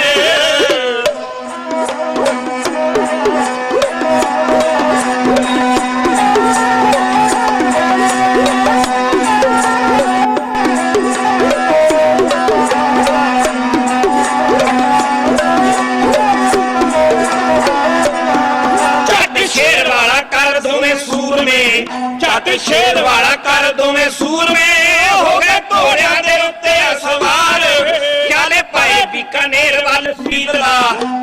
ਪਾਏ ਬੀਕਾਨੇਰ ਵੱਲ ਸੀਤਲਾ ਉਹ ਗਾਉਣੇ ਜਾਣ ਕਰਤਾਰ ਯਾਦ ਰਹਿੰਦੀਆਂ ਯੋਧਾ ਤੇਰੀਆਂ ਹਾਂ ਜੀ ਹਾਂ ਵਾਰਾ ਦੁਨੀਆ ਜਾਨ। ਗੁਰੂ ਨੇ ਕਿਰਪਾ ਕੀਤੀ, ਸਿੰਘ ਆਪਣੇ ਮਨੋਰਥ ਵਿੱਚ ਸਫਲ ਹੋ ਗਏ। ਦਰਸ਼ਨੀ ਡਿਓੜੀ ਤੋਂ ਲੈ ਕੇ ਹਰਮੰਦਰ ਸਾਹਿਬ ਤੱਕ ਕਿਸੇ ਨੇ ਨਹੀਂ ਰੋਕਿਆ। ਮੌਤ ਆਈ ਮੱਸੇ ਰੰਗੜ ਦੀ। ਜਦੋਂ ਸਿੰਘਾਂ ਨੇ ਅੰਦਰ ਜਾ ਕੇ ਦਰਬਾਰ ਸਾਹਿਬ ਦਾ ਹਾਲ ਵੇਖਿਆ ਫਿਰ ਬਰਦਾਸ਼ਤ ਤੋਂ ਹੱਦ ਬਾਹਰ ਚਲੀ ਗਈ। ਜਾ ਕੇ ਜਿਸ ਵੇਲੇ ਮੱਸੇ ਰੰਗੜ ਦੇ ਥੱਲੇ ਪਲੰਗ ਦੇ ਥੈਲੀ ਸੁੱਟੀ ਸਰਦਾਰ ਸੁੱਖਾ ਸਿੰਘ ਨੇ, ਅਜੇ ਝੁਕਦਾ ਹੀ ਸੀ ਚੌਧਰੀ ਮਾਇਆ ਵੇਖਣ ਵਾਸਤੇ, ਸਰਦਾਰ ਮਤਾਬ ਸਿੰਘ ਨੇ ਤੇਗ ਦਾ ਵਾਰ ਕੀਤਾ ਤੇ ਮੱਸੇ ਦਾ ਸਿਰ ਲਾ ਲਿਆ। ਗਿਆਨੀ ਗਿਆਨ ਸਿੰਘ ਪੰਥ ਪ੍ਰਕਾਸ਼ ਵਿੱਚ ਲਿਖਦੇ ਨੇ ਕਿ ਮੱਸੇ ਰੰਗੜ ਦਾ ਸਿਰ ਇਦਾਂ ਸਿੰਘਾਂ ਨੇ ਲਾਇਆ, ਮੱਸੇ ਕਾ ਇਮ ਸੀਸ ਉਤਾਰਿਓ ਜਨ ਕਰ ਬੇਲੋਂ ਕਦੂਆ ਟਾਰਿਓ। ਇਸ ਤਰ੍ਹਾਂ ਸਰਦਾਰ ਮਤਾਬ ਸਿੰਘ ਨੇ ਮੱਸੇ ਦਾ ਸਿਰ ਲਾਇਆ ਜਿਵੇਂ ਵੇਲ ਨਾਲੋਂ ਕੱਦੂ ਤੋੜੀਦਾ। ਅਗਲੀ ਗੱਲ ਜਿਹੜੀ ਉਹਦੇ ਤੇ ਧਿਆਨ ਦਿਓ ਜੀ, ਸਾਡੇ ਵਿਰੋਧੀਆਂ ਨੇ ਕੁਝ ਇਲਜ਼ਾਮ ਸਾਡੇ ਤੇ ਲਾਏ ਹਨ ਤੇ ਇਸ ਪ੍ਰਸੰਗ ਨਾਲ, ਇਸ ਸਬੰਧ ਨਾਲ ਵੀ ਇੱਕ ਇਲਜ਼ਾਮ ਸਾਡੇ ਤੇ ਲਾਉਣ ਦੀ ਕੋਸ਼ਿਸ਼ ਕੀਤੀ ਹੈ ਕਿ ਸਿੰਘਾਂ ਨੇ ਵੇਸਵਾ ਦੇ ਗਹਿਣੇ ਲਾ ਲਏ। ਲੇਕਿਨ ਸਾਡਾ ਤਸਦੀਕਸ਼ੁਦਾ ਇਤਿਹਾਸ ਇਸ ਦੀ ਪ੍ਰੋੜਤਾ ਨਹੀਂ ਕਰਦਾ। ਸਾਡਾ ਸਭ ਤੋਂ ਪ੍ਰਮਾਣਿਕ ਇਤਿਹਾਸ, ਜਿਹੜੀ ਬੁਨਿਆਦ ਹੈ ਸਿੱਖ ਇਤਿਹਾਸ ਦੀ, ਜਿਹੜਾ ਸਿੱਖ ਵਿਦਵਾਨਾਂ ਨੇ ਅਥੈਂਟਿਕ ਸਮਝਿਆ, ਉਹ ਹੈ ਪ੍ਰਾਚੀਨ ਪੰਥ ਪ੍ਰਕਾਸ਼ ਸਰਦਾਰ ਰਤਨ ਸਿੰਘ ਭੰਗੂ ਦਾ। ਹੁਣ ਸਵਾਲ ਇਹ ਹੈ ਕਿ ਇਸ ਪੁਸਤਕ ਨੂੰ ਕਿਉਂ ਪ੍ਰਮਾਣਿਕ ਕਿਹਾ ਗਿਆ, ਕੀ ਕਾਰਨ ਹੈ? ਗਿਆਨੀ ਗਿਆਨ ਸਿੰਘ ਨੇ ਵੀ ਲਿਖਿਆ ਹੈ ਪੰਥ ਪ੍ਰਕਾਸ਼, ਪਰ ਗਿਆਨੀ ਗਿਆਨ ਸਿੰਘ ਨੇ ਇਸ ਘਟਨਾ ਤੋਂ, ਜਿਸ ਘਟਨਾ ਦਾ ਮੈਂ ਜ਼ਿਕਰ ਕਰ ਰਿਹਾ ਹਾਂ, ਲਗਭਗ ਪੌਣੀ ਸਦੀ ਪਿੱਛੋਂ ਲਿਖਿਆ। ਇਹ ਸਰਦਾਰ ਰਤਨ ਸਿੰਘ ਭੰਗੂ ਸਰਦਾਰ ਮਤਾਬ ਸਿੰਘ ਮੀਰਾਂਕੋਟ ਦਾ ਪੋਤਰਾ ਹੈ ਔਰ ਇਸੇ ਨੂੰ ਬਚਾਉਣ ਵਾਸਤੇ, ਇਹਦੇ ਪਿਤਾ ਰਾਏ ਸਿੰਘ ਨੂੰ ਬਚਾਉਣ ਵਾਸਤੇ ਪਿੰਡ ਦੇ ਇੱਕ ਮਹਾਨ ਯੋਧੇ ਨੇ ਆਪਣੀ ਕੁਰਬਾਨੀ ਦਿੱਤੀ ਸੀ, ਜਿਹਦਾ ਨਾਂ ਸੀ ਨੱਥਾ ਚੌਧਰੀ। ਰਾਏ ਸਿੰਘ ਨੇ ਜਵਾਨ ਹੋ ਕੇ ਕੁਝ ਗੱਲਾਂ ਆਪਣੇ ਪਿਤਾ ਕੋਲੋਂ ਪੰਥ ਦੀਆਂ, ਖਾਲਸੇ ਦੀਆਂ ਚੜ੍ਹਾਈਆਂ ਦੀਆਂ ਆਪ ਸੁਣੀਆਂ। ਬਾਕੀ ਖਾਲਸਾ ਦਲਾਂ ਵਿੱਚ ਇਹ ਆਪ ਸ਼ਾਮਲ ਰਿਹਾ। ਇਸ ਵਾਸਤੇ ਇਹਦੀ ਪੁਸਤਕ ਪ੍ਰਮਾਣਿਕ ਹੈ। ਕੁਝ ਇਹਨੇ ਗੱਲਾਂ ਆਪਣੇ ਪਰਿਵਾਰ ਕੋਲੋਂ, ਜਿਹੜੇ ਇਸ ਮਸਲੇ ਵਿੱਚ ਨਾਲ ਸਨ ਸਿੱਖ ਪੰਥ ਦੇ, ਕੁਝ ਉਹਨਾਂ ਕੋਲੋਂ ਸੁਣੀਆਂ ਹਨ, ਕੁਝ ਇਸਨੇ ਅੱਖੀਂ ਵੇਖੀਆਂ ਹਨ। ਬਾਕੀ ਕਿਸੇ ਸਿੱਖ ਇਤਿਹਾਸਕਾਰ ਨੇ ਮੌਕੇ ਦੀ ਗਵਾਹੀ ਉਸਨੇ ਅੱਖਾਂ ਨਾਲ ਨਹੀਂ ਵੇਖੀ, ਉਹ ਮੌਕੇ ਤੇ ਮੌਜੂਦ ਨਹੀਂ। ਬਾਕੀ ਜਿਹੜੀ ਤਰਤੀਬ ਇਸਨੇ ਦਿੱਤੀ ਹੈ ਭੰਗੂ ਨੇ, ਰਤਨ ਸਿੰਘ ਨੇ, ਉਸ ਨੂੰ ਤਸਦੀਕ ਕੀਤਾ ਪੰਥ ਦੇ ਸਰਮੌਰ ਵਿਦਵਾਨਾਂ ਨੇ, ਡਾਕਟਰ ਗੰਡਾ ਸਿੰਘ ਆਦਿਕ ਨੇ, ਕਰਮ ਸਿੰਘ ਹਿਸਟੋਰੀਅਨ ਨੇ। ਉਹਨਾਂ ਤਾਰੀਖਾਂ ਨੂੰ, ਉਹਨਾਂ ਘਟਨਾਵਾਂ ਨੂੰ, ਉਸ ਸਿਸਟਮ ਨੂੰ ਜਿਵੇਂ ਜਿਵੇਂ ਹੁੰਦੀਆਂ ਰਹੀਆਂ, ਜਿਹੜੀ ਤਰਤੀਬ ਸਾਨੂੰ ਪੰਥ ਪ੍ਰਕਾਸ਼ ਵਿੱਚ ਮਿਲਦੀ ਹੈ, ਪ੍ਰਾਚੀਨ ਪੰਥ ਪ੍ਰਕਾਸ਼ ਵਿੱਚ, ਉਸ ਨੂੰ ਕੌਮ ਦੇ ਉਹਨਾਂ ਸਰਮੌਰ ਇਤਿਹਾਸਕਾਰਾਂ ਨੇ ਦਰੁਸਤ ਮੰਨੇ। ਹੁਣ ਇਹ ਕੀ ਲਿਖਦਾ ਹੈ ਕਿ ਸਿੰਘਾਂ ਨੇ, ਸਰਦਾਰ ਮਤਾਬ ਸਿੰਘ ਨੇ, ਸੁੱਖਾ ਸਿੰਘ ਨੇ ਵੇਸਵਾ ਦੇ ਗਹਿਣੇ ਨਹੀਂ ਲਾਏ। ਉਹਦੀ ਲਾਈਨ ਹੈ, ਮੱਸੇ ਕਾ ਇਮ ਸੀਸ ਉਤਾਰਿਓ ਜਨ ਕਰ ਬੇਲੋਂ ਕਦੂਆ ਟਾਰਿਓ ਹੋਤੇ ਜੋ ਜੇਵਰ ਤਾਂਕੇ ਦੁਆਰੇ। ਇਹ ਤਾਂਕੇ ਜਿਹੜਾ ਇਹਦਾ ਸੰਬੰਧ ਮੱਸੇ ਨਾਲ ਹੈ, ਉਹਦੇ ਗਹਿਣੇ। ਤਾਂਕੇ ਦੁਆਰੇ ਦੂਜੇ ਸਿੰਘ ਸੋ ਲੈ ਉਤਾਰੇ। ਉਹ ਸਰਦਾਰ ਮਤਾਬ ਸੁੱਖਾ ਸਿੰਘ ਨੇ ਮੱਸੇ ਦੇ ਜਿਹੜੇ ਗਹਿਣੇ ਗਲ ਵਿੱਚ ਪਾ ਕੇ ਬੈਠਾ ਸੀ, ਉਦੋਂ ਰਿਵਾਜ ਸੀ। ਔਰ ਇਹ ਰਿਵਾਜ ਮੈਂ ਆਪਣੀਆਂ ਅੱਖਾਂ ਨਾਲ ਵੇਖਿਆ, ਤੁਸੀਂ ਵੀ ਸ਼ਾਇਦ ਵੇਖਿਆ ਹੋਵੇ, ਜਿਹੜੇ ਮੇਰੇ ਤੋਂ ਕੁਝ ਵੱਡੇ ਜਾਂ ਮੇਰੇ ਹਾਣੀ ਨੇ। ਉਦੋਂ ਸਾਡੇ ਨੌਜਵਾਨ ਵਿਆਹ ਸ਼ਾਦੀ ਜਾਣ ਲੱਗੇ ਕੈਂਠੇ ਬੁਲਕੀਆਂ ਪਾ ਕੇ ਜਾਂਦੇ ਹੁੰਦੇ ਸਨ, ਤੇ ਜਿਹੜੇ ਉਸ ਵੇਲੇ ਹਾਕਮ ਸਨ ਉਹਨਾਂ ਨੇ ਤਾਂ ਗਹਿਣੇ ਪਾਉਣੇ ਹੀ ਪਾਉਣੇ ਸਨ। ਔਰ ਇਹ ਰਿਵਾਜ ਸਿੱਖ ਸਰਦਾਰਾਂ ਵਿੱਚ ਵੀ ਰਿਹਾ, ਮਹਾਰਾਜਾ ਰਣਜੀਤ ਸਿੰਘ ਦੇ ਕੋਰਟ ਵਿੱਚ ਵੀ ਰਿਹਾ। तो ਜਿਹੜੇ ਮੱਸੇ ਦੇ ਦੁਆਲੇ ਗਹਿਣੇ ਸਨ ਸਿੰਘਾਂ ਨੇ ਉਹ ਉਤਾਰੇ ਹਨ। ਕਿਸੇ ਔਰਤ ਉੱਤੇ ਭਾਵੇਂ ਉਹ ਵੇਸਵਾ ਵੀ ਕਿਉਂ ਨਾ ਹੋਵੇ, ਸਿੰਘਾਂ ਨੇ ਕਦੇ ਤਲਵਾਰ ਨਹੀਂ ਚਲਾਈ, ਇਹਨਾਂ ਨੇ ਕਦੇ ਹੱਥ ਨਹੀਂ ਉਠਾਇਆ, ਉਹ ਆਪਣੇ ਗੁਰੂ ਦੇ ਹੁਕਮ ਤੇ ਉਹ ਪਰਪੱਕ ਰਹੇ। ਖੈਰ ਮੈਂ ਗੱਲ ਜ਼ਿਆਦਾ ਲਮਕਾਵਾਂ ਨਾ, ਲੈ ਕੇ ਮੱਸੇ ਦਾ ਸਿਰ ਵੱਢ ਕੇ ਇਹ ਦੋਵੇਂ ਸਿੰਘ ਘੋੜਿਆਂ ਤੇ ਚੜ ਕੇ ਦਰਬਾਰ ਸਾਹਿਬ ਦੀ ਪਰਿਕਰਮਾ ਵਿੱਚੋਂ ਨਿਕਲ ਕੇ ਬਾਹਰ ਸ਼ਹਿਰ ਵਿੱਚੋਂ ਘੋੜੇ ਭਜਾ ਕੇ ਨਿਕਲ ਗਏ। ਕੋਈ ਦੁਸ਼ਮਣ ਇਹਨਾਂ ਦੇ ਪਿੱਛੇ ਨਾ ਆਇਆ, ਨਾ ਇਹਨਾਂ ਨੂੰ ਪਕੜਨ ਵਾਸਤੇ ਕੋਈ ਯਤਨ ਕੀਤਾ। ਇਹ ਗੁਰੂ ਕੀ ਉਸਤਤ ਕਰਦੇ, ਧੰਨਵਾਦ ਕਰਦੇ ਕਲਗੀਆਂ ਵਾਲੇ ਪਾਤਸ਼ਾਹ ਦਾ। ਤੇ ਪੰਥ ਦੀ ਸੇਵਾ ਵਿੱਚ ਬੜੀ ਵੱਡੀ ਮੰਜ਼ਿਲ ਮਾਰ ਕੇ ਜਦੋਂ ਬੀਕਾਨੇਰ ਪਹੁੰਚੇ, ਅੰਦਾਜ਼ਾ ਨਹੀਂ ਲਗਾਇਆ ਜਾ ਸਕਦਾ ਜਦੋਂ ਉਹਨਾਂ ਨੇ ਪੰਥ ਦੇ ਸਾਹਮਣੇ ਤੇ ਜਥੇਦਾਰ ਦੇ ਸਾਹਮਣੇ ਉਸ ਨਿਮਕ ਹਰਾਮ ਮੱਸੇ ਦਾ ਜਦੋਂ ਸਿਰ ਰੱਖਿਆ ਹੋਵੇਗਾ ਕਿੰਨੀ ਕੁ ਖੁਸ਼ੀ ਹੋਈ ਹੋਵੇਗੀ। ਸਰਵਣ ਕਰੋ ਜੀ, ਖੁਸ਼ੀਆਂ ਦੇ ਵਿੱਚ ਖਾਲਸੇ ਝਟ ਪੰਧ ਮੁਕਾ ਕੇ।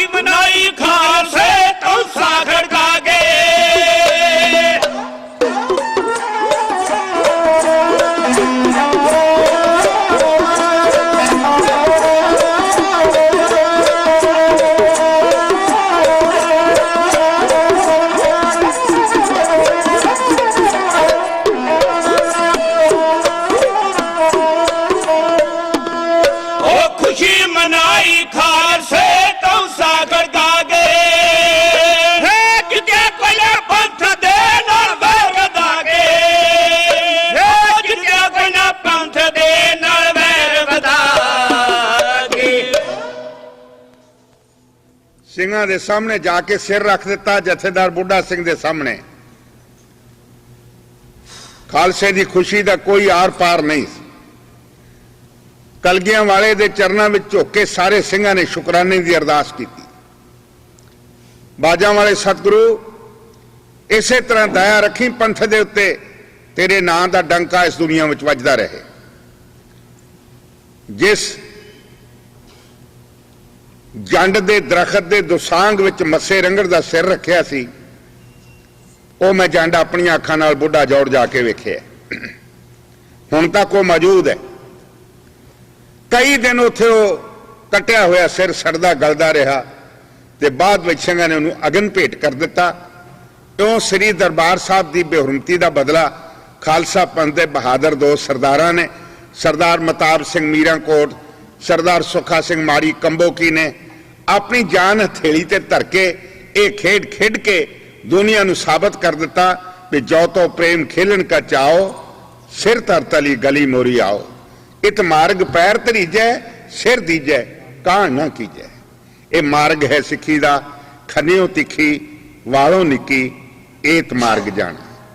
ਇਹਨਾਂ ਸ਼ਬਦਾਂ ਨਾਲ ਆਪ ਕੋਲ ਖਿਮਾ ਦਾ ਜਾਚਕ ਹਾਂ। ਹੋਈਆਂ ਭੁੱਲਾਂ ਚੁੱਕਾਂ ਦੀ ਖਿਮਾ।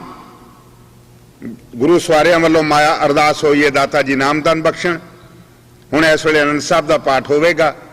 ਕੱਲ ਨੂੰ ਅਗਲਾ ਕੋਈ ਹੋਰ ਮਜ਼ਮੂਨ ਤੁਹਾਡੀ ਸੇਵਾ ਵਿੱਚ ਪੇਸ਼ ਕਰਕੇ ਆਪ ਦੀਆਂ ਖੁਸ਼ੀਆਂ ਲਵਾਂਗੇ।